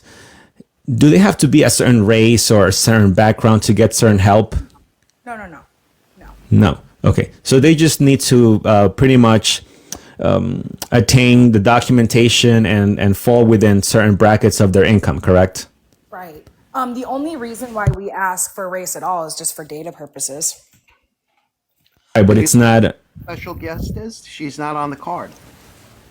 Yeah, so I didn't want to, because Cord works for a nonprofit, I want to keep her, I don't want to put her picture there for the this is going to go on YouTube and TikTok and Instagram and all these platforms.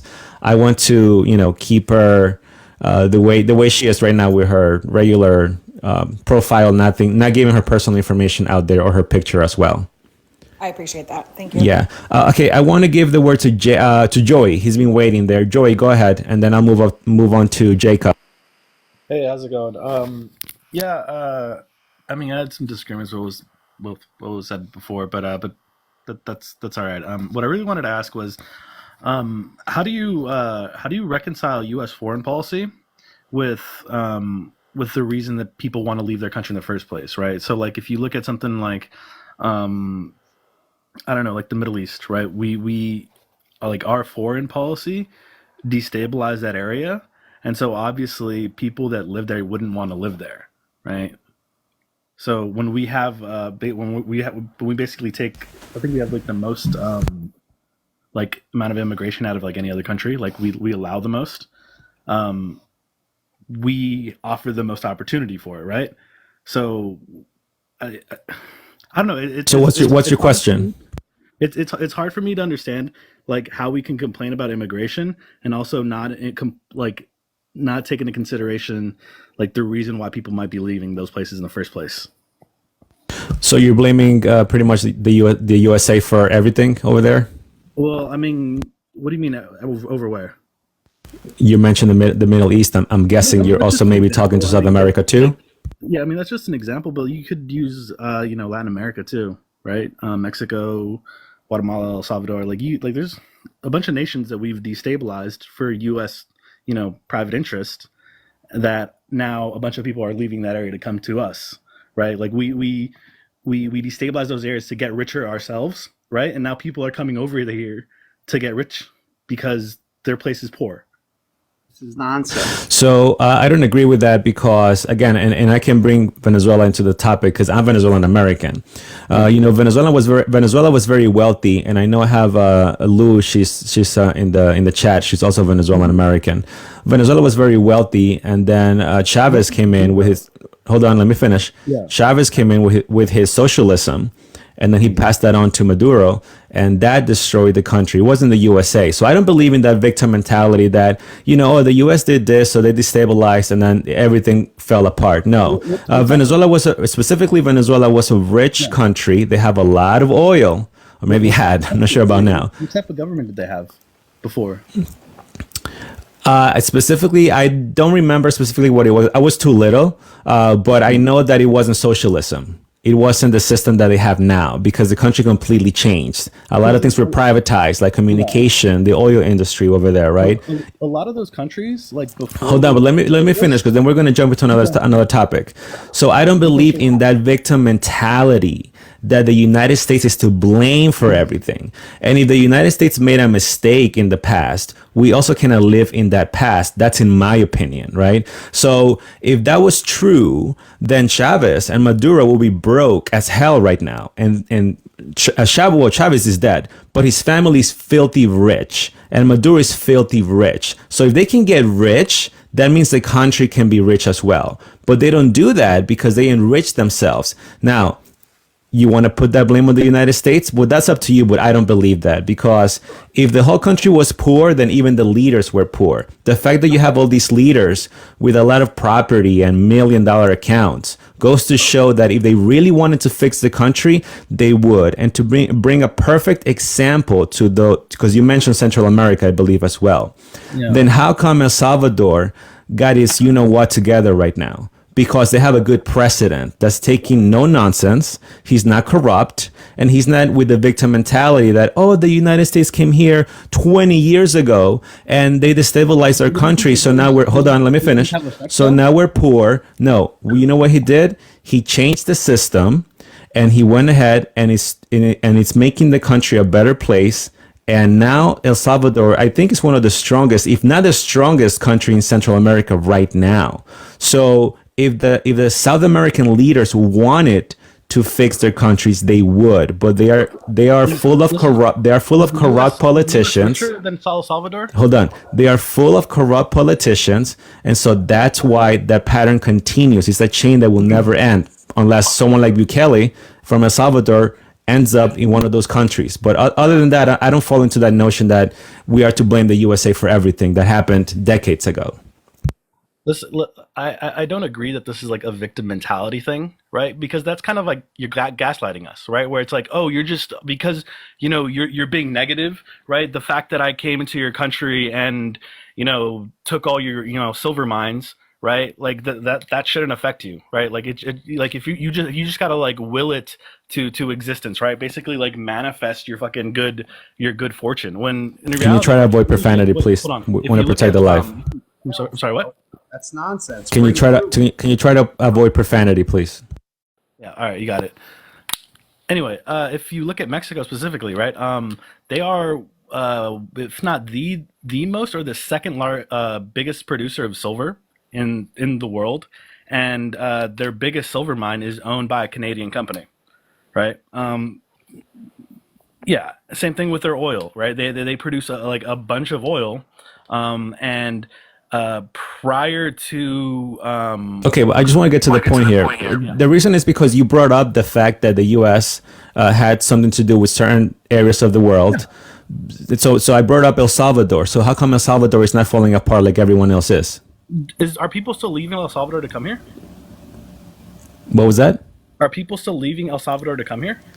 I don't know the data on that, but I can tell you that El Salvador has changed. So okay, so then you can't say that, oh, maybe El Salvador is doing so great, right? Because what I'm saying is that those places. What do you mean we don't know? I have Salvadorian friends that have flown there. Hold on, because you asked the question. So how do I know that El Salvador is doing good? You can see that El Salvador is doing good. You can see that you can. I think we're kind of talking past each other a little bit, right? It's not that. But I'm asking you, how come El Salvador is doing better and the other countries are not? Give me 1 second, right? When I ask you if Salvador is doing good, I mean relatively to the United States, right? Because they wouldn't leave someplace good for another place that's worse, right? So what I'm saying is that discrepancy between how good the United States is, right, is a direct result from the way that we've basically managed to launder, child labor through these corrupt governments, right, that are capitalist, right? There's a lot of corruption in capitalism, right? I don't think anybody would deny that, right? We get child labor, right? We get slaves in Congo, right? That we outsource through these multinational companies, right? And those and the people that are that actually like make up the majority of the population there are like getting paid pennies on the dollar. But because we look at a couple people on the top, we could say that it's like a good country, like you were saying earlier about was it El Salvador or was it about El Salvador? Okay, look. Okay, can you get to your main point? Yeah. Well, you were saying Venezuela was like a really rich country before then, right? I guarantee you. Before Chavez, yes. Had horrible working conditions, and it was only rich for like a small group of people, because that's basically the truth for every Latin American country. Okay, look. We're going around here. So I brought up El Salvador. You asked if El Salvador was a good country right now. I just pulled up this article here from. Hold on. To the United States. Hold on. Yeah.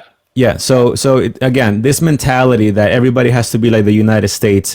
Again, that's just very unrealistic, right? So. Okay, so this is the article here. Let me just read it real quick. The subject: El Salvador murders. Excuse me, guys. I'm under the weather, by the way. El Salvador murders plummet by over half in 2022 amid gang crackdown. Yeah. I'm going to read it just real quick here, just a little bit. San El Salvador, January 3. Murders in El Salvador tumbled 56.8% in 2022 amid a widespread crackdown on gang violence, the government said on Tuesday. Extending a sharp drop in killings. Oops, I should have said unalivings. In a nation which for years had one of the world's worst murder rates.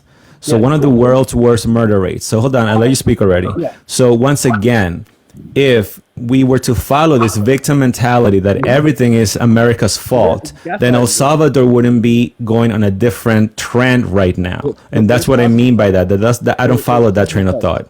There's cause and effect. It's not just people's like outlook on things, right? And talking about like El Salvador, specifically El Salvador, do you know what the biggest gang there is? So if you're asking me a question, we're just going to keep going around. What I'm saying to you is because you brought up the United States, you said that the U.S. is to blame. So why are we surprised that migrants are coming into the United States? Let me finish my point. Right. But so don't ask questions. Just state your statement. Go ahead. Okay, the biggest gang is MS-13, Mala Salvatrucha, whatever. Okay? Yes. That is an American gang. Did you know that? Yes. It started from America, right? I've heard stories about that. Yes, go ahead. Yeah, so that started from America, right? And of those gangs, the way that they fund themselves is through drugs, right? Through the illicit market of, crack, weed, all these things, right? And the only reason that these things become so expensive and so profitable, right, is because we have a drug war.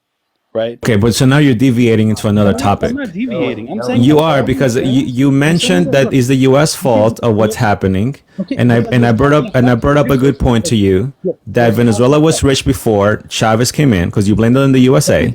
I also brought up a point that El Salvador is getting its what together right now, even after what you said the USA did in Central America and whatnot. So if the fact that Venezuela was rich and El Salvador was getting his stuff together tells me that other South American countries can do the same if they end corruption. Go ahead. When you say El Salvador was rich, right? I said Venezuela. Sorry, when you say Venezuela was rich, like we need to be really specific, right? Do you know Because about oil? I'm sorry, what? I don't think he knows about the oil in Venezuela. Do you know about the oil in Venezuela? Yeah, I'm sure that like oil is. So then that's the specifics of it. Yeah, no, I get it. Look, my point is when we say it was rich before, who specifically are we talking about when we say Venezuela, right? Are we talking about the people or are the people running it, right? Because if you're saying that, oh, Venezuela was this like, I don't know, representative democracy, right? Where the people were in charge, or if it was a class-based system, like basically all of these Latin American countries were based on, well, it was like a class, like race-based system. I can tell you that, again, I wasn't born during that era, but from family and from, you can watch documentaries on it too, by the way. But when you watch certain documentaries and I hear my family's stories, it matches. So whether there was a class-based system, it could have been. But guess what? Right now, whether you have or you don't have, you're making lines to get a gallon of milk. Okay. So okay. System, though, like then that means some part, like there's two parts of the population, right? There's a rich part and there's a poor part. Okay, hold on, Lou. If you want to join, you can join because he's speaking about the history of Venezuela here, and maybe I don't have the specifics of it because I was too young, or maybe I wasn't even born yet. So just hold that thought, Joey. I want to give the word to Colombian because she just joined the panel right now. Colombian, go ahead as Lou enters the panel. Hi. Well, I just two things. I was trying to get your attention because there's somebody on the comments who's saying really dirty things. Who is it? Who is it? I don't know if you've seen him. What's the username? I don't know, but he's saying, he's typing in Spanish and he's saying med.city 5072. Yeah, he's like saying, but it's in Spanish, but he's saying like really nasty things. If you guys can, maybe can tag him and I'll block him out because I don't see him right now. Thank you. Go ahead. Thank you, Colombian. Do you want to add anything else? Oh, okay. Thank you, Colombian. I appreciate that. Go ahead. Are you a migrant? Okay. No. Are you a migrant, Joey? No. I was born. Okay. I was born in the United States. Do you hate it here? Okay, so you're here in the United States of America. All I hear you doing is bashing. Do you hate it here? Do you hate it here? There are things that I do hate about living here. Yeah. Are you woke, Joey? Why are you here? That doesn't mean anything to me. Just get to your point. I just did. I asked you a question. Why are you here? If you hate it here, why are you here? Okay, hold on, guys. Can everyone please mute their microphone so we can hear the conversation? Colombian asked Joey if you hate it here. Joey said yes. So Colombian is asking, then why are you here if you hate it here? Go ahead, Joey. There's a really good quote. I think it's by Thomas Jefferson. He said that dissent is the highest form of patriotism. Right. So if you cared about this country, right, and listen, you can listen. When we talk about this country, right, we can either be talking about its people, right, its government, or its history, or all these things, right. The people, I love the people. That's what I love, right. The systems that we've created. Right, that's what I don't love. Right, the history that we have. Right, and here's the thing. Right, when you make it seem like it's like those are all the same thing. Right, like we can't criticize the government. Right, that's so un-American. Because the only way that this system works, the only way that democracy works, is by having discussions with other people and disagreeing with them. You trying to like browbeat me and tell me I shouldn't have an opinion, and if I do, I should just leave. Right? That's the most un-American thing. Like America isn't about a single opinion, right? It's not about having one God, right, or one religion for everybody. It's about having a plural. Okay, hold on. Well, hold on. One person at a time. Hold on, Colombian. Go ahead, Joey. Finalize. Go ahead, Joey. America is about pluralism. Right? What's the thing that Reagan said? Right? The beautiful thing about America is that anybody could be American. Right, and that's my point, right? If anybody can be American, I'm anybody, right? You're telling me I can't be American for what? For my opinion? No, there's being American isn't one thing, right? And if you don't understand that, then you don't understand what being American is. Okay. Thank Okay. you. Hold on. Totally wants to add something to that. Go ahead. Totally. Do you want? Are you a I socialist, want to know if he's Joey? Would you like this to be a socialist Yeah, nation? I'm a socialist. There you go. Correct. There Okay. you So go. Joe. Yeah, Yeah. How do you No, use no buzzwords, American in the dude? Like people have educational been saying system. this word to you and then equating it to like the boogeyman for like years, and you just like none of you guys know what these things mean. None of you guys know what You are capitalism means. woke None and of you guys know the frugal. You history of don't this stuff. have a This stuff clue. is Okay, fake. guys. Okay, guys. Hold on. Hold on. One at a time. Hold on. Colombian, do you have something to add to that? And then I'm going to move on. He likes to put words in everyone's mouth because I never said the things that he is saying. I asked him a question. Why is he here? He couldn't answer that. He danced around it just like they all do. You know, they're here because they're Why would I privileged. leave? They're here because they Why can't would I go on leave? saying these things in another country and they dance around it. So he won't answer the question. That's all. And then he said, whatever. I really That's didn't even pick simple. up what he said. Something like Okay, there's some Colombian. There's some static coming from your microphone, Colombian. I'm not sure what's going on there. Colombian, dear, I'm gonna drop you just for a little bit because your microphone is staticky. Maybe send a request again and I'll pull you back on. Hold I on. want to answer a question Joey real quick. can I'm go to here a because I socialist want it to nation. get better, right? Okay, let's let Joey answer. Joey, answer briefly. Go ahead. Yeah. I'm here because I want things to get better, right? And for things to get better, right, we have to analyze what the problems are and discuss them, right? And then to hopefully we could come to some conclusion and then express that through our vote, right? That's the way democracy works. That's the way it should work, right? But that's not the way it's working. Got it. Okay, I want to give the word to Lou Joy because Lou is a Venezuelan American, Yeah. and she was, reacting to some of the things you were saying about Venezuela. So go ahead, Lou. Welcome back. Yes, thanks. Listen, Joey, I know that you participated in the True Life that we were involved with the other Yeah. illegal immigrants. And I remember in the last live, you kind of came out Joy, with some, please mute your mic. Thank you. provided information that were so wrong. And we kind of, I think that we both kind of guided you Cuban, please mute your mic. and kind of um, teach you a little bit or taught you a little bit of South America, including Venezuela. What you just said, let me clarify. I've been living in the United States for 34 years. I went to school, I made my life in here. I live in New Jersey. And I remember you saying, I mean, everything that you have said about Venezuela, I can tell that you have no idea. I grew up in a democratic country that used to be just like the United States when I came in 89 to live in here. We used to come to the United States just to buy clothing. We used to be, people, I mean, if there are people right there listening to me, they can confirm. We used to be like the pearl of the South America. The United States has always had a good relationship with Venezuela and with Latin America. What happened is that when people like you with this mentality of socialism, like everybody, we used to be just like the United States. Everybody used to work, earn things accordingly. We receive people from all over the world. We're even famous for having Miss Universe and all that, for having the most beautiful women and blah, blah, blah. But our main resource was the oil, and that was a huge mistake. However, when Chavez took over, you know why Chavez took over? You know why socialism took over? Because of people like you. And that's what I'm so afraid of. Anytime that I hear these conversations and people have no idea. I mean, we lived in a democracy, beautiful, just like the United States. I mean, just we have nothing to envy, nothing beautiful. And guess what?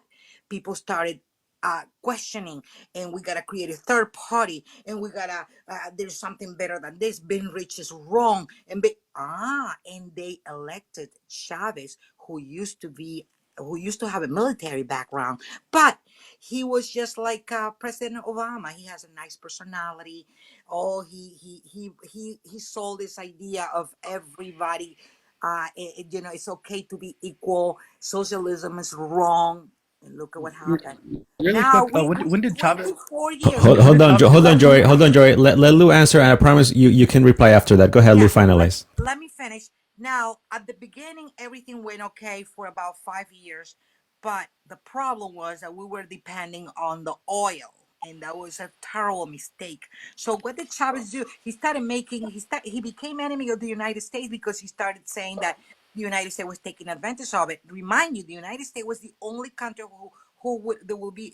The United States will be the number one client when it comes to oil. He started buying from us. So somehow Chavez sold this idea that the United States wanted to that pretty much he was the enemy. And I don't know where that came from. Bottom line is, the time passed by. Venezuela was getting poorer and poorer because he closed all the main private companies. Somehow he started, remind you, he's a very good friend with Cuba, and he bought into this idealism of equality. And as you know, Cuba is a poor country, and then he died. Maduro, he put in power to the president that we have today. He wasn't even elected. So what I'm trying to say is that yes, Vega is right. He was probably younger. He was a kid. He doesn't remember. But I did. I came here when I was 19. Venezuela was very wealthy. Venezuela went from being one of the wealthiest countries in Latin America to the poorest.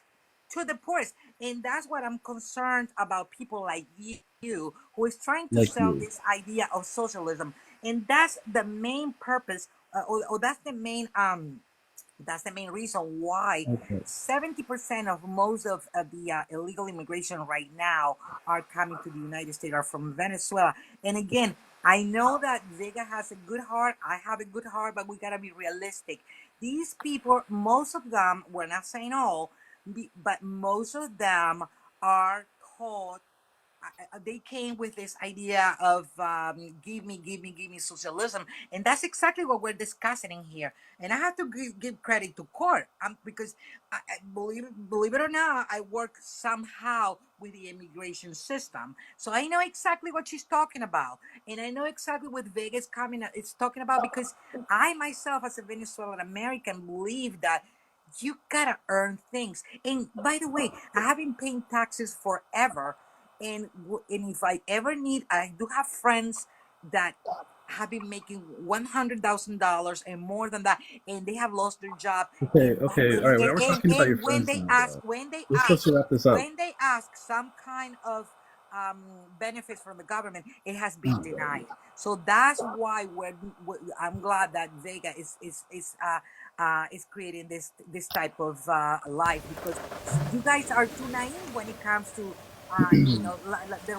the situation in Latin America, or I'm saying immigration in general. And we kind of, in my case, I see beyond, because I have lived it. I have worked. I'm working with it, and I know exactly where we're going if we continue having the mentality of socialism like you are trying to sell to all Right. around the That's a good question. I'll let Joey respond. But Court, I want to ask a little bit later about, similar to what she said about someone that has a certain income and they lost it and then they went to apply. How did that process work? But we'll go back to Court in a little bit. Okay. Go ahead, Joey. You can respond briefly because I have other people that want to speak also. Go ahead. Yeah. That was just like that was just a rant. Like, So she was giving you history of Venezuela. No, I understand. Go ahead. So, like, I don't think she heard like what we were talking about earlier, right? You said that Venezuela was a rich country, right? My disagreement with that wasn't that Venezuela wasn't a rich country, right? I wasn't saying that Venezuela was poor, right? So when she came in here and she said, "Oh yeah, we used to just go shopping, right? And we had money, right?" That had nothing to do with what I said. Well, Joey, you brought up, you asked how Venezuela was rich specifically. Hold on. But you asked those questions though. Wait, hold on. What I was talking about was I was asking what type of class-based system they had, right? Because some people can be really wealthy while other people are really poor, right? So yeah, she could come in here and say, "Oh yeah, we used to go shopping." That doesn't take away from the fact that she might have If just you been want me upper to be class. specific, we had high class, very rich, and very poor, just like in the United States. Okay, so then you had exploitation. So you had exploitation, right? Some people were very poor, right, and other people were very rich. But just like in Wow, the dude, United States. So just to clarify everyone, because a lot of people might be confused where Joey's coming from here. Joey, you believe that everyone should be the same, correct? As a socialist? No, I don't. No? No, So I don't. didn't you say the other day economically you want everyone to be the same? No, no. What I wanted was to have everybody's basic needs met. Right. That's Good everybody to be the healthcare, same, no? education. No. Because listen, I said, remember, I said you could have healthcare, education, Free college, free food, yeah, college, food, and eventually even work for free. You said, correct? listen, basic stuff to keep you alive that are basic human rights. I think, right? To able-bodied On top individuals of that that, can you work. also had a you Hold also on, totally. Let's Joey finalize, please, because I gotta move on on. top of that, I didn't disagree with not having a market, right? I didn't disagree with not having commerce, right? People tend to confuse capitalism with just commerce, right? You can still have a market for luxury goods, right? That goes beyond just having, your regular t-shirts, right? Maybe you could get a fancy fucking velour, I don't know, some bullshit like that, right? Like, Okay, obviously please avoid things that profanity. We're cost trying to more. protect the life. Yeah. Sorry, excuse me. Obviously, there are going to be some things that cost more, and there's going to be other things that, like, maybe some jobs that most people don't want to do that you could leverage for both of those things that don't have to require, having these financial institutions as being middlemen. But Okay, so that's your point. Okay. We'll come back to that. Hold on. I want to give the word to If. Go ahead, If, because I want to move back to court again. If, welcome to the panel. Go ahead. If, are you there? Are you talking about me? Yes. Oh, okay. People just call me Cactus, but I guess that's what. Okay, Cactus, go ahead. I wasn't sure if you wanted me to call you that. Go ahead, Cactus. It's my bad for making that my username anyway. But yeah, I don't know. Just what is the general topic of the live? So we have Court. She's a special guest for tonight. I know that we sort of, we got heated into other topics here, but related to benefits nonetheless.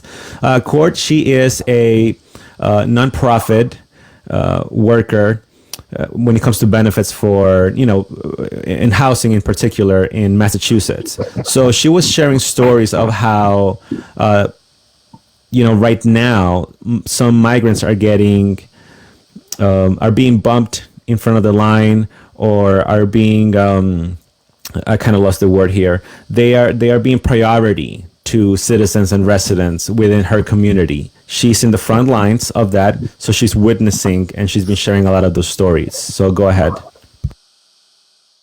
Yeah, basically how unfair it is that some migrants are getting priority in front of citizens.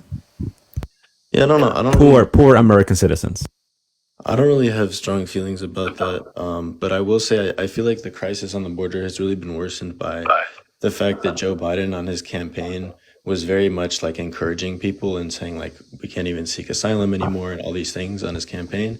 But once he was elected, he didn't really change the laws at all. So a lot of people were emboldened by that. And now there's a huge crisis on like both sides of the border. So it's pretty bad.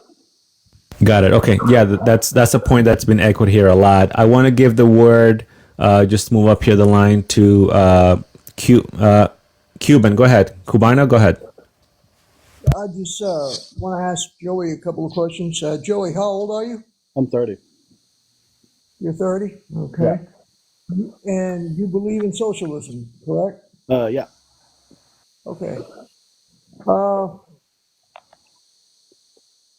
Do you know that socialism, and I agree with you, socialism is a beautiful, beautiful theory, but it just doesn't work because socialism is run by men, and men do whatever they want to enrich their own pockets. So all these countries that you see that are communist, socialist, or whatever, the only people that suffer, okay, Let me please mute.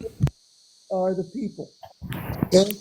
The government, the people that lead the government are making their pockets rich and taking advantage of the population. Okay? And one day, when you're old enough, by the way, where are you from? I'm from LA, from Southern California. I'm from California. Where were you born? I'm sorry, what? Where were you born? I'm born in LA. I was born in Southern California. Where are your parents from? What ethnic nationality are you? Mexican, dude. But native Mexican. Native Mexican? Okay. Well, you're going to find out that socialism, my friend, it's beautiful in paper, but when it comes to the real thing, that's why so many countries have gone away from it, and there's so many people that have been killed and fighting over the same system. Yeah. So I'm not here to condone what you believe in or not, but one day you're going to have to open up your eyes and know that that is not the way to go, and it's not the good thing for the world. Sorry. Yeah. I wanted to say, Okay. Hold on, Joanne, because we gave a lot of time to speak. I want to go back to our special guest here, Court. Quick question for you in regards to this topic here. Now that we're talking about socialism benefits and the migrants, right? Has there been a particular case, or is there any way that a migrant can get denied any of these benefits right now? I haven't seen it. So pretty much everyone gets approved. I mean, yeah, unless they make over a certain income. I'm talking about the migrants, though, that come without any Yeah, documentation or anything. Right.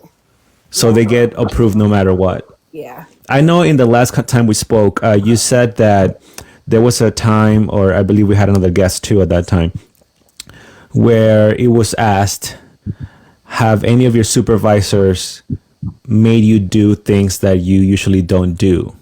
And the answer was yes. Is that the same for you? Yes and no. So like, because I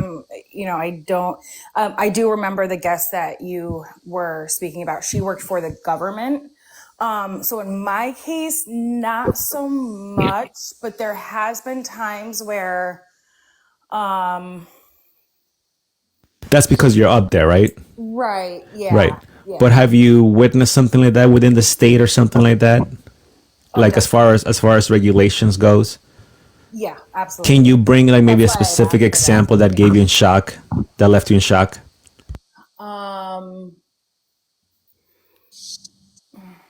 I keep going back to the ones that get denied family shelter because they don't have documentation, but then migrants do. I keep going back to that because that's So that's sort of like breaking the rule right there. for people. Yeah. So they're breaking their own rule right there for migrants, but for citizens they're very strict. Yeah. Even they're after very strict approving about it. after approving migrants, right?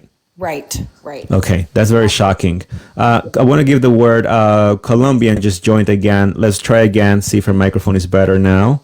Let me try to unmute her. Go ahead, Colombian. You can unmute. It's my internet connection. It's not my microphone, and TikTok is doing something because it.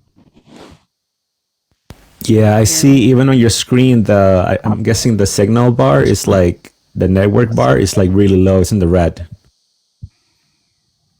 Right, my internet connection is full, but this is like.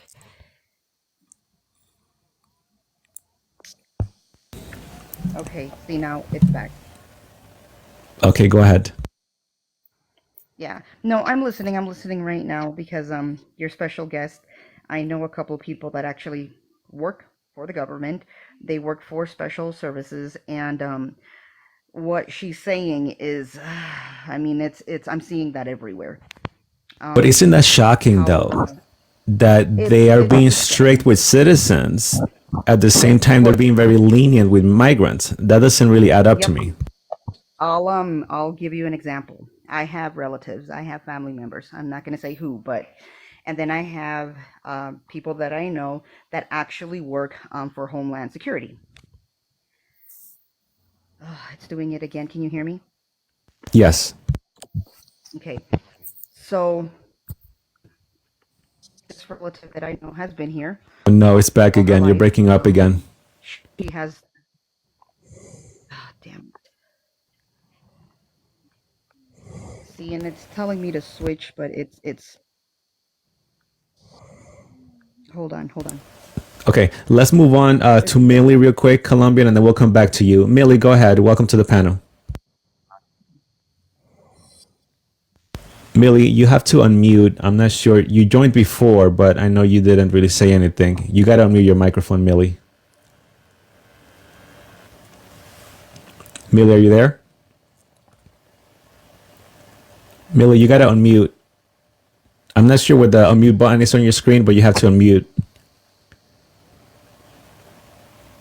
Okay, I guess we're having some issues here with the stream with some users. Colombian, do you want to try one more time and finalize your statement?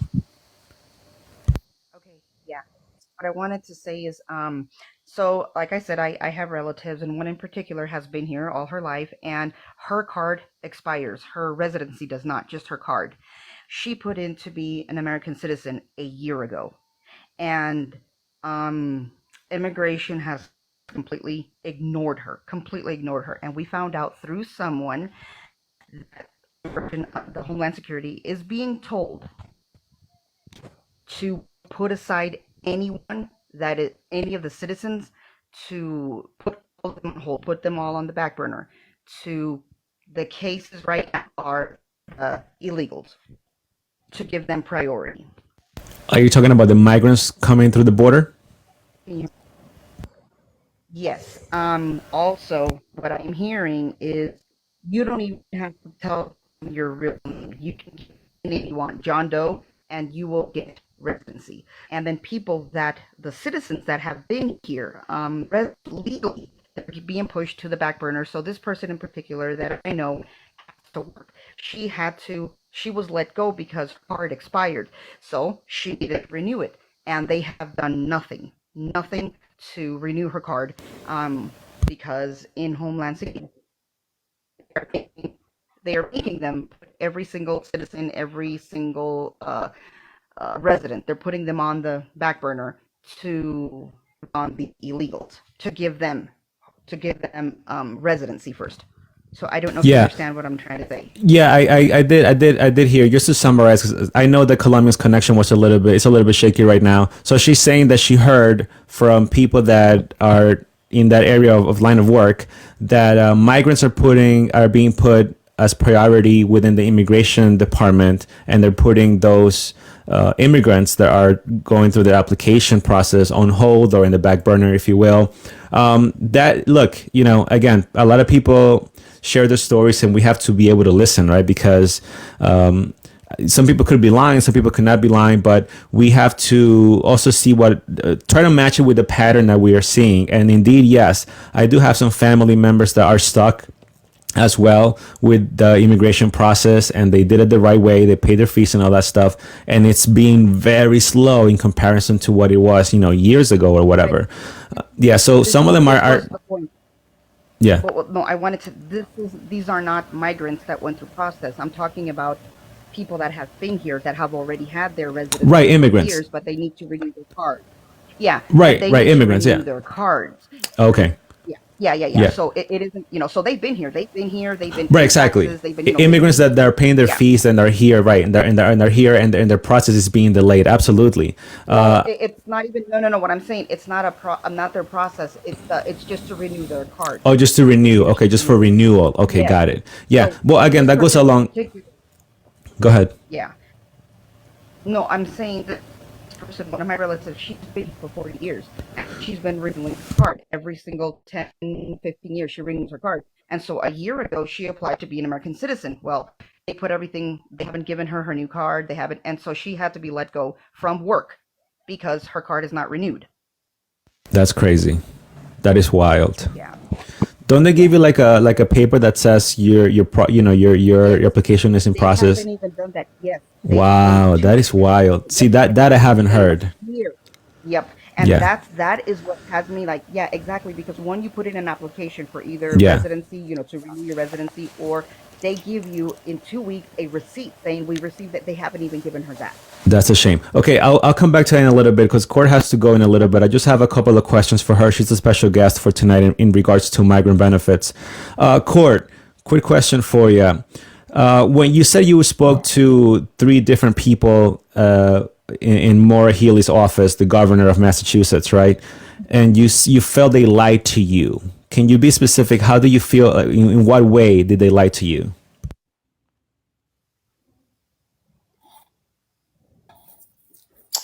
I definitely think that I don't believe that the migrant families are applying like everyone else. If they are applying like American citizen families, their Court, I think your audio cut off there. Can you try again? All right, is it better? Can you hear me all right? Now I can. Yeah, they were adamant that the migrant families are applying for shelter, family shelter, like everyone else. And I'm just not buying it. One of the reasons is because there's individuals being put up in the hotels when they're supposed to be for families only.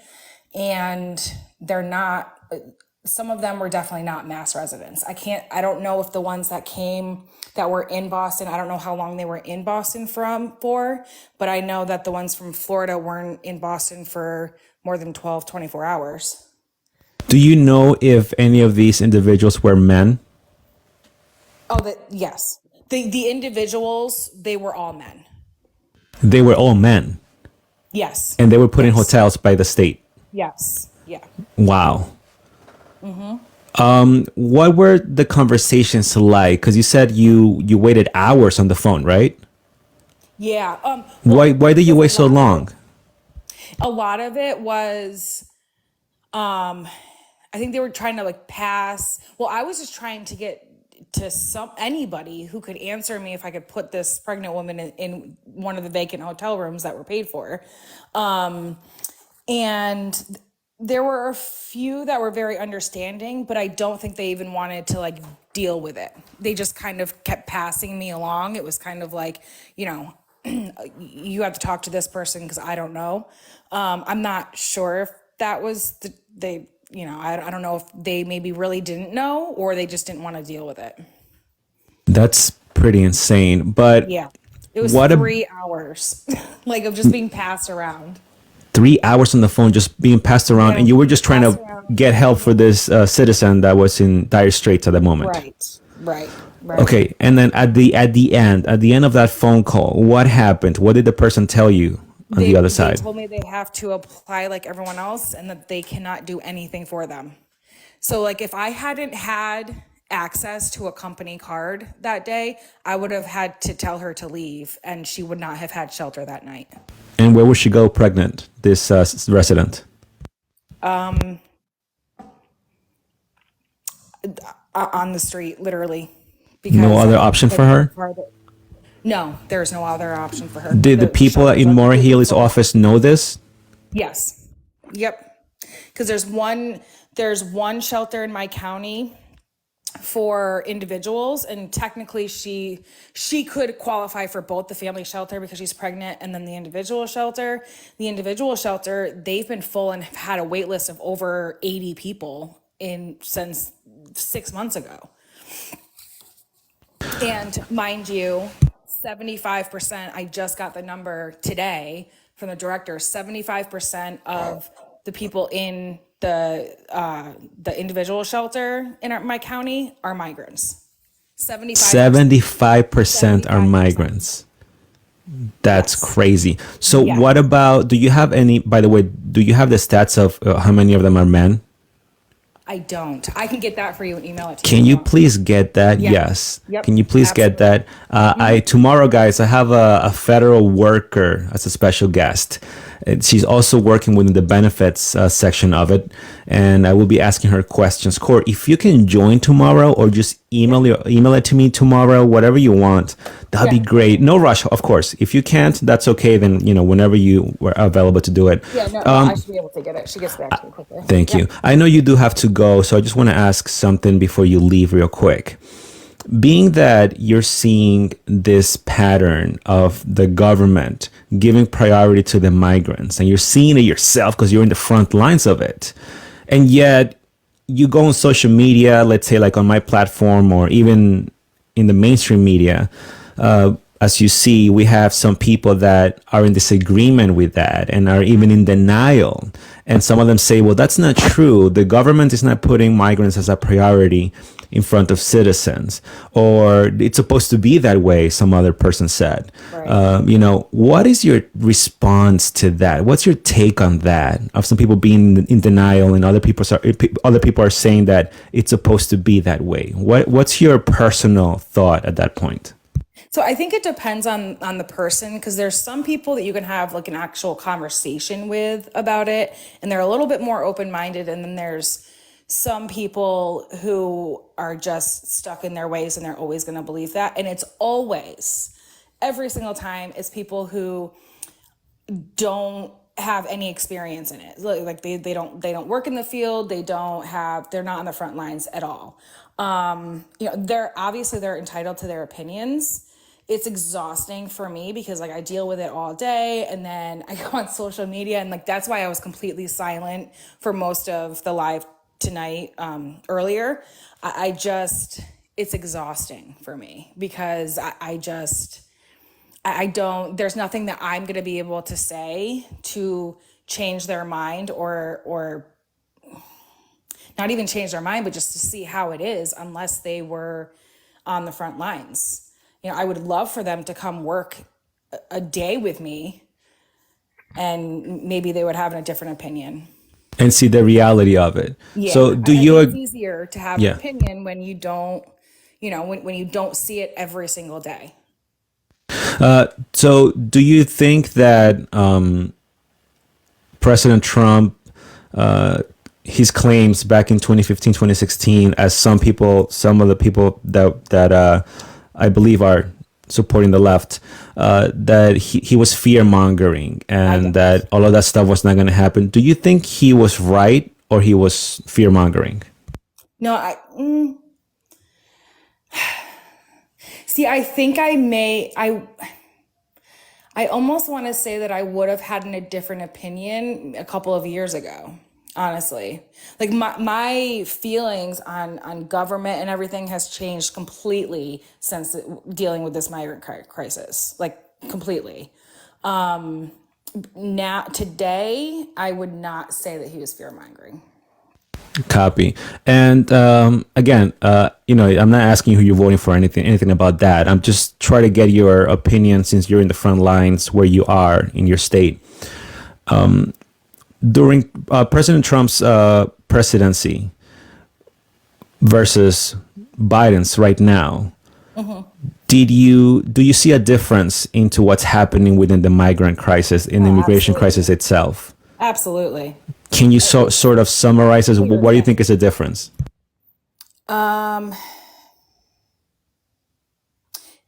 Trump's policies on safety, on the border, on everything that we've talked about tonight. I can't think of a reason why Biden would. I don't understand it. I don't get it. So you as a worker that's in the front lines of this crisis, if you will, within your state, you're saying that right now under Biden, it's worse than it's ever been that you've ever seen. Without a doubt. There's no other way around it. Got it. Thank you, Court. Again, if you have to go, I appreciate your time. Thank you for joining. Yeah, I'm sorry, Thank Greg, you. I'm not trying to interrupt you, but there is a troll here who's spreading misinformation. He's going on and on. His name is Sam1747. He's just going on and on and on and just saying things that, I mean, an opinion is one thing, but he's spreading misinformation and just going on and trolling everyone here. Thank you. Okay, he's been muted. I appreciate it. I appreciate that. Sometimes it's hard for me to, see what's happening in the comment section. I appreciate your help with that. Thank you so much, Colombian. Court, again, thank you so much for joining. I really appreciate your time and thank you for your patience. I know that towards the middle there, it got heated and we had a lot of people joining and saying different stuff. But I really appreciate it, and I'm pretty sure we'll be talking again at some point in the future because I want to get, again, if I'm sure you're going to encounter more stuff as this crisis intensifies, and I want to be able to see some data. If you can get some, that'll be great so I can share it. Again, I'll protect where it's coming from for sure, but I think that's important that we can share it because we don't see these type of conversations in the media, and I say that all the time. So I appreciate your time, and if you want to share anything else, you have the floor. Go ahead. All right. Thank you so much for having me. I really appreciate it. It's been an honor. Thank you. Thank you, Court. Okay, I want to try again and give the word to Millie because she's been waiting there for a while. Millie, go ahead.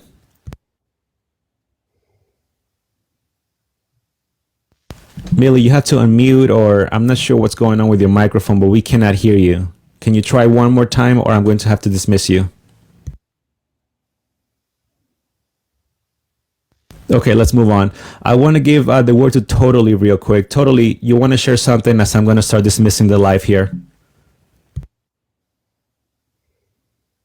No, before. I just wanted to say, I wish I followed Sammy and I see Sammy followed me back. Sam, talking about Sammy Buttons, not this Sam guy you guys are talking about in the comments. And you meet some great people here. You get some great information. He's my age. We know right where each other are coming from. And I just wanted to push back on him with the Trump thing because, I admitted in a live today that the race shit did get exacerbated when Trump, exactly what you said, Vega, when Trump was the only one who had the balls to say it. But what really made it bad was the media. The media put a bad picture on it. They spun. You know what they did. I don't have to say no more. But that was it. Great live, brother. Great live. Thank you very much. Thank you. Thank you totally. I appreciate that. I want to give the word to Colombian. Can we try one more time as I finalize here? Go ahead, Colombian.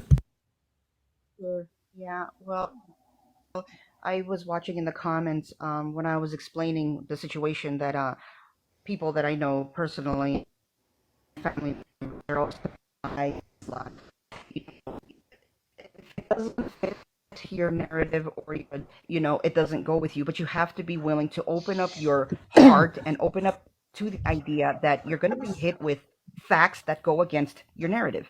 We are being affected by this in a massive scale. I'm not just talking about me. I'm not just talking about my family. Oh, here we go again. And it's only when I talk. Anyway, can you hear me? Or is it cutting Yes. off? Yes. Okay. Yeah. I'm not the only, person with family members or people that I know that are experiencing what is going on, the effect that this is causing. This is what we're very angry about. We as citizens, we have to come first, period. Anyone in government office, their job is solely to put us first. Now, to be humane to anyone else, be humane to what's going on in your country first. Be humane to citizens who are veterans, who are, you know what I mean? And I absolutely do not agree with what's going on at all. Again, this is affecting me personally. It's affecting, my surroundings. I'm seeing this on a massive scale. Our taxes are just everything that's happened. You know how it's affecting my father being a veteran, and this is upsetting us at a massive scale. It really is. And, I believe in unity. I believe in more than anything that we need to unite, but we have to do things the right way. We need change. We need to get rid of this government because he is destroying our country. He's anyhow, but yeah, that's pretty much all I wanted to say. This was a great live, like always. Thank you, Colombian. I appreciate your time. Thanks for joining. I think Millie is able to. Maybe her mic is on and again. Or this time. Millie, go ahead. Do you want to say something? You've been waiting there. Millie, go ahead. I think I heard you before. Okay. I'll give the word here to Cuban. Go ahead. Man, like the lady says, thank you very much. I mean, you are exposing the side that the media is not showing. The actual people on the front that are facing this day in, day out, that deal with the migrant population, okay? And they see everything that's going on, and now hopefully whoever turns in can see the truth. And it's a good deal. You're doing a real good job. I'm proud of you. Thank you so much, sir. I appreciate it. I appreciate that. Thank you.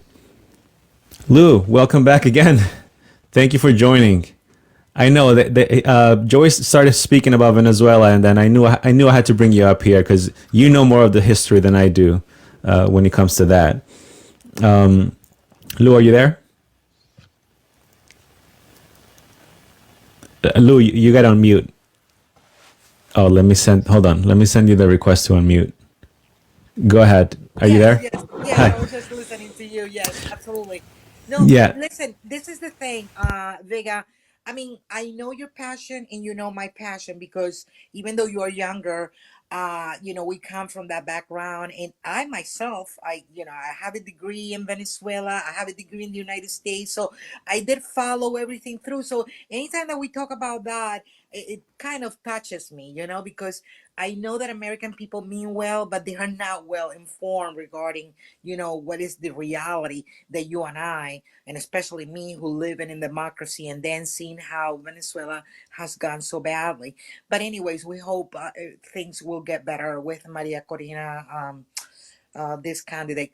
But I remember you said that you're gonna ask me a question regarding people that I know of, a lot of colleagues of mine and friends that they have lost their jobs. They make, let's say, 80,000, $100,000, and when they go and they try to apply for benefits, it is denied. That breaks my heart because any of us, I mean, I've been paying. But why is it denied? That was the question I was going to Well, ask. I think I was going to ask also Cord, but with all these things that happened. But you can answer that. Go ahead. yeah, Why is it denied? yeah. The excuse that has been given is that they made too much money the year prior based on their taxes, which I think it is so unfair Even because if they're unemployed presently?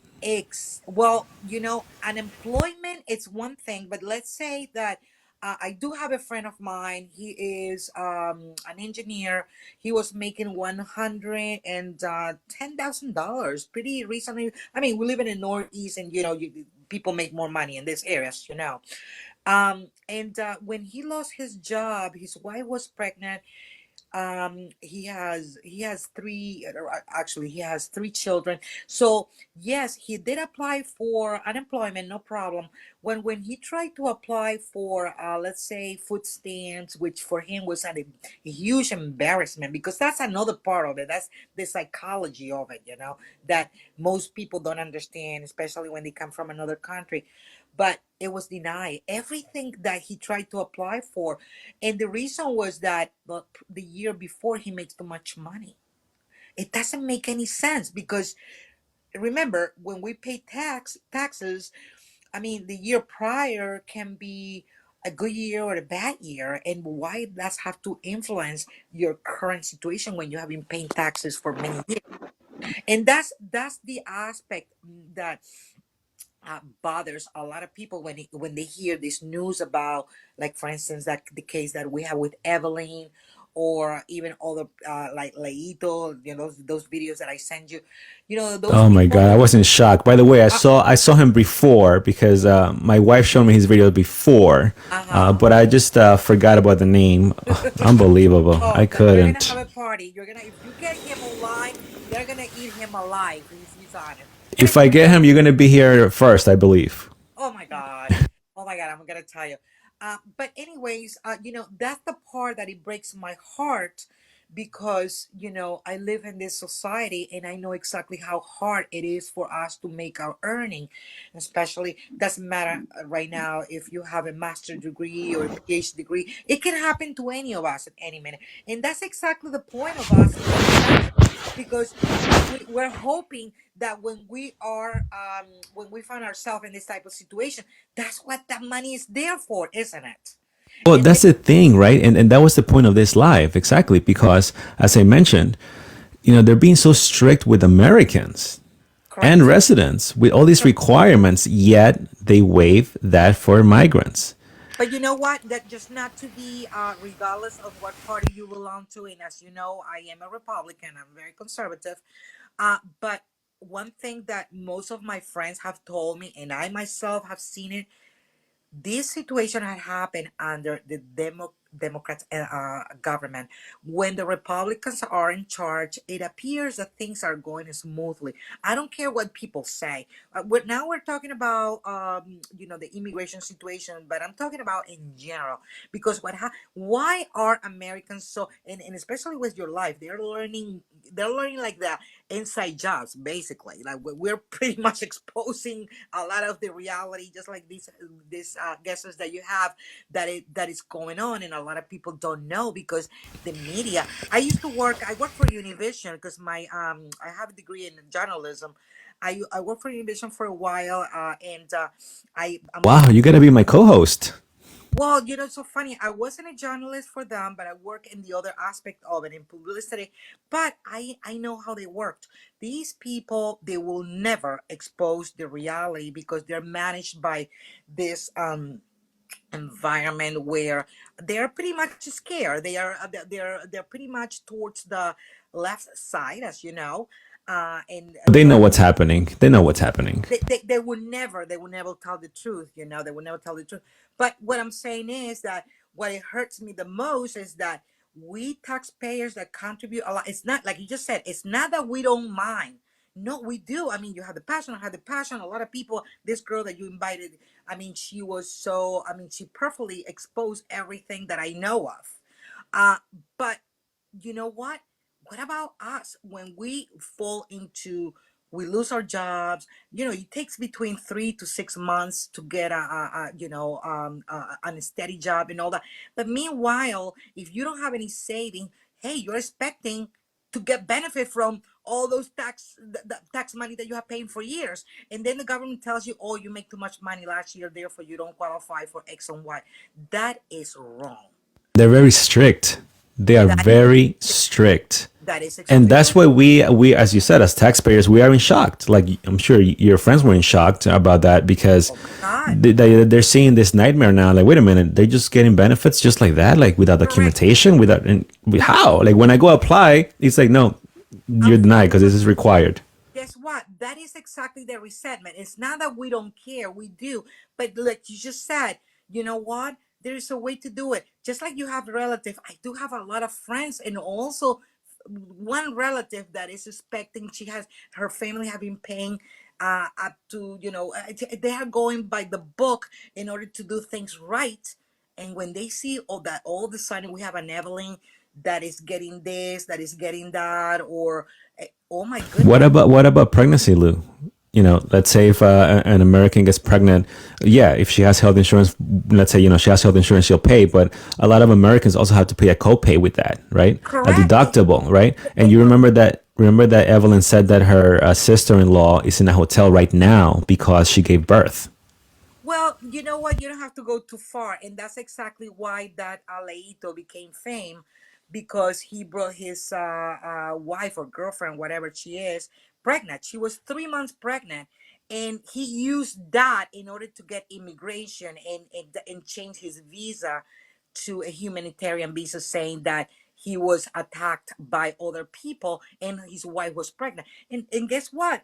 He have no problem to say that, oh my God, daddy Biden pay $40,000 in my daughter's delivery, and he's mocking our system. And that's exactly, to all of us, our point. This government has made a huge mistake. They're paying the consequences. And what I love, I have to tell you, the mayor of New York has been, even though at the beginning he was promoting this immigration to New York, and now because his own people has given him the back about all this disaster situation that's going on in New York, all of a sudden he himself it's exposing, the system. And Because he's in the front lines, and he's exactly. like, oh, I can't go any further. And by the way, he's under federal investigation right now, by the way, just to throw it out there. No problem. So that was No, all I but wanted. you know what it is. I know you got to go, but before you go, what it is also for me is that for my American English speaking audience, right? Yeah. They're never going to see an Evelyn, a Chris share their stories in the mainstream media because Fox News is never going to air that or interview them. First of all, they'll be called racist if they do that. After that lawsuit. Exactly. And then, Univision is not going to show that, those real stories of how they just able to come here, whether one abuses the system and the other one maybe it doesn't, right? Whatever. But the fact how easy it is to get through all of those countries, nobody's talking about that in the mainstream media, you Well, know? isn't that funny? Isn't that funny, Vega? I don't know if you knew, but Donald Trump was interviewed recently by Univision by this journalist that I is saw that. Yeah, he works from he works for to Univision, but he is from Mexico. He came from Mexico, and he was working in the Mexico Univision sister uh the sister with Univision. That's I forgot the name of it. And he was fired. You know that he was fired after he interviewed Donald I Trump. thought he resigned. No, I was told that he pretty much was told either you get fired or you resign. You may look better if you resign. And I'm telling you because I know people. Oh, I see. They And use and, the and, and resign you know what's so card. ironic? You know what's so Televisa, ironic? somebody said. You know what's so ironic? That he treated Donald Trump with respect. Remember, Donald Trump has his issues with Jorge Ramos. And then We all have issues with that one. Oh, yeah, I know. But finally, he's treated with respect, and Donald Trump was able to be kind and be direct and be sincere and In all that. fact, I No, think it in was that not interview, affected by them. yeah, I think in that interview, Trump said that Latinos are one of the most hardworking group of people in the country. And, Trump cannot say that in the interview because the left goes crazy and they don't want to promote the interview because it goes against what they're promoting. He said that Latinos are known to be entrepreneurs, right? They pursued a lot of businesses and they pursued, they usually do well here in the U.S. And then so the media went crazy with that interview. But They attacked Univision like crazy. I don't know if you're familiarized. There's a show, and I don't know if it is an NBC or CBN, with these three women or four women. They're very liberal. I mean, Oh no, you're not talking about The View, are you? that one. Oh no, I can't. That show is I wild know to there me. is one of them that is a Latina woman, and she's a whatever, and I she think was. is it Anna or Ava Navarro, something like that. So she kind of Anna Navarro, I created think it is. drama online regarding let's boycott Univision. I was so happy that she said boycott Univision, but not for that reason. The reason she was using is because the journalist was too soft on Donald Trump. Right. I did post that video on my page. I think it's Anna Navarro. I think she calls herself a Republican, by the way. I was just laughing because I said, "Oh my God!" I think that they're just terrified, but at the same time, I understand because they do not understand. They're trying to sell this socialism in a capitalism system. It's like being rich. Or have faith when you are rich and then you lose everything. What is your faith? That kind of situation. So it's so nice. That's why with this guy that was here before, I mean, I feel so sorry for him because he's trying to sell his viewpoint, but in reality, unless you have lived or have relative or whatever, you would understand. Otherwise, oh no, let's bring them, just like the mayor of New York was. He recognized that, oh my God, now we're in this deep trouble, how we're gonna handle it. And it's not that we don't want to help, because this country, as you know, comes from, I mean, it's created by people like you, your family, my family, and all of us. That's not even the point. The point is that it has to be done in the right way. Well, let me tell you this, Lou, since you brought up Joy, because last time we had the conversation and we sort of, He was part of it. yeah, last time, because he was a special guest that time. Was he the special guest? Yeah, he was. No, he wasn't. No, he was No, not. he wasn't? He stayed, he participated, but he stayed for a long time. No, tonight he wasn't, but I think last week I made him a special guest. He was talking to a socialist. Yeah. Yeah, he was a special guest because he came on another live and he said, I'm a socialist. And I said, whoa, you're a socialist? Because his ideas were like out there. So I brought him back and we had the conversation. We couldn't really finish the conversation as I wanted to. So just letting you know that on Wednesday, it's the topic will be talking to a socialist again. And he is a special guest. So we're going to break down all of his ideas, more to a T, if you will. So you're welcome to come back and Absolutely. When I saw him talking like that, I said, I'm gonna give him up, especially when he spoke about Venezuela. oh yeah. So the Venezuelan topic might come back. Venezuela topic might come back on Wednesday, just so you know. If you can stop by to, because I know he left. I didn't kick him out, by the way. He left. Yeah, so on Wednesday we're going to talk about socialism. Like, what does he want? What does he want for America? And it's very scary because I shared that time the stats that there's the trend is in an uptrend right now. A lot of college students are for socialism, as you said, because they don't know any better. They don't know any better. And Yeah. you know what is so amazing? I guarantee you know what's going on in Argentina. Is that right? With this new guy who also Yes, I know that Argentina was falling apart, or it fell apart, and there's a new president right now, and he is on the other side of right, with our right. system and blah blah blah. Yeah, he's anti-socialism. Absolutely. I haven't looked into him 100% a lot, but I've heard about him. Well, with him, it's a matter of time. But on the other hand, I have been following him for a while, and basically, he is with the capitalist system, and that takes time.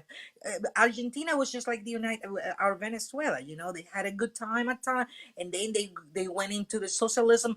And remember, and Donald Trump was very right when he said that you have to understand in the United States it is not for it is convenient for the United States to have democracy in Latin America. I mean, the last thing that we want is to have this stabilization, and then what?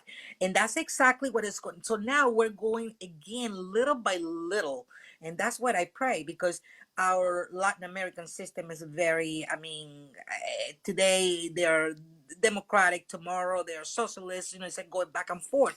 But my concern, honestly, the most is this mentality that we're moving towards the left little by little, because that's the way that Venezuela started. Just like Yeah, as totally said, socialism on paper looks cute. You get free healthcare, you get this, free this. It looks so cute, but in reality, it's a nightmare. It's not gonna work. Lou, thank you. Look, you got to come back as a special guest. I wanna send that invitation again. We can just have you as a Venezuelan American special guest. We won't talk about your line of work.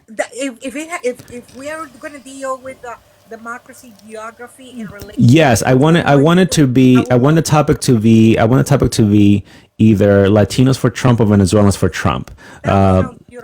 Yeah, I think we can do that. That way we can answer questions, because there's a lot of Americans that believe socialism is great. So having because I say I'm Venezuelan American, right? But I'm more Americanized than, let's say than. And you are, in comparison, you're like a kid, in comparison. Right, exactly. So you said that you've been there, you experienced more of the Venezuelan history. So have you here as a Venezuelan special guest and Trump supporter, I believe, right? Vega, just like you, I love this country, and Yeah. but I don't forget where I'm coming from, and that's the beauty of it, that we can, it's like we people don't understand that sometimes, like you just said, you found your own people telling you, well, now you forget about your back. No, it's all the country. Well, didn't you see how I got attacked by some of the guests here today, that I'm talking smash about my own people? I was just laughing about it because Yeah. it's so fair. And most of those people have not seen probably your former life, Right. And I asked them, have you been to Venezuela? No. So they don't know what's happening. So yeah, I want to have you as a special guest. We can do that. We'll figure it out. No problem. Yeah, I'll send you a message. I have an opening, I believe, next week or the following, but we'll figure it out. I'll have you here.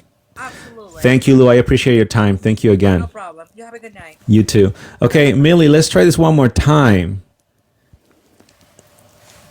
Millie, are you there? I know you've been waiting for a long time. Thank you, LA. I appreciate it. Millie, do you want to say something? I heard you making noise, but I didn't really hear you speak. I'm not sure what's going on with Millie there, but she's been trying to join for a little while, and I've been letting her. I've accepted her request to join the panel, but no response. I'm not sure if her microphone is not working properly, but it is what it is. All right, guys. Thank you, everyone that joined the live. I really appreciate it. Thanks again to Cord, the special guest. She is fantastic. She shared a lot of important information that we didn't know. At least I didn't know. And when you speak to people that are in front of the line of what's happening with the migrant crisis, I really appreciate their time, because you don't hear those stories in the mainstream media, as I mentioned previously. So to me, it's like I want to be able to dig and get all the information I can as much as possible, because that's an exclusive, in my opinion. So I really appreciate her time. And for tomorrow, I have a special guest that works for the federal government, and she works within the benefit section of it. And yes, she's going to tell us if migrants are getting Social Securities. She's going to tell us if migrants are getting EBTs or food stamps, whatever you call it in your state, and much more. So we're going to ask her all of those questions, and let's see if the left is right, that they're saying that the migrants are not getting priority over American citizens, or even immigrants are waiting outside of the country, by the way, that are waiting the right way. Or is the Republican side correct to say that the migrants are being priority under Joe Biden? So please make sure to join. The live will be tomorrow after 5 p.m. Pacific, 8 p.m. Eastern. I'll try to keep it to that schedule. I believe we're starting exactly at 5, but just so you know, it will be after 5 p.m. Yes. So thank you again, everyone, for watching, and I will see you next time.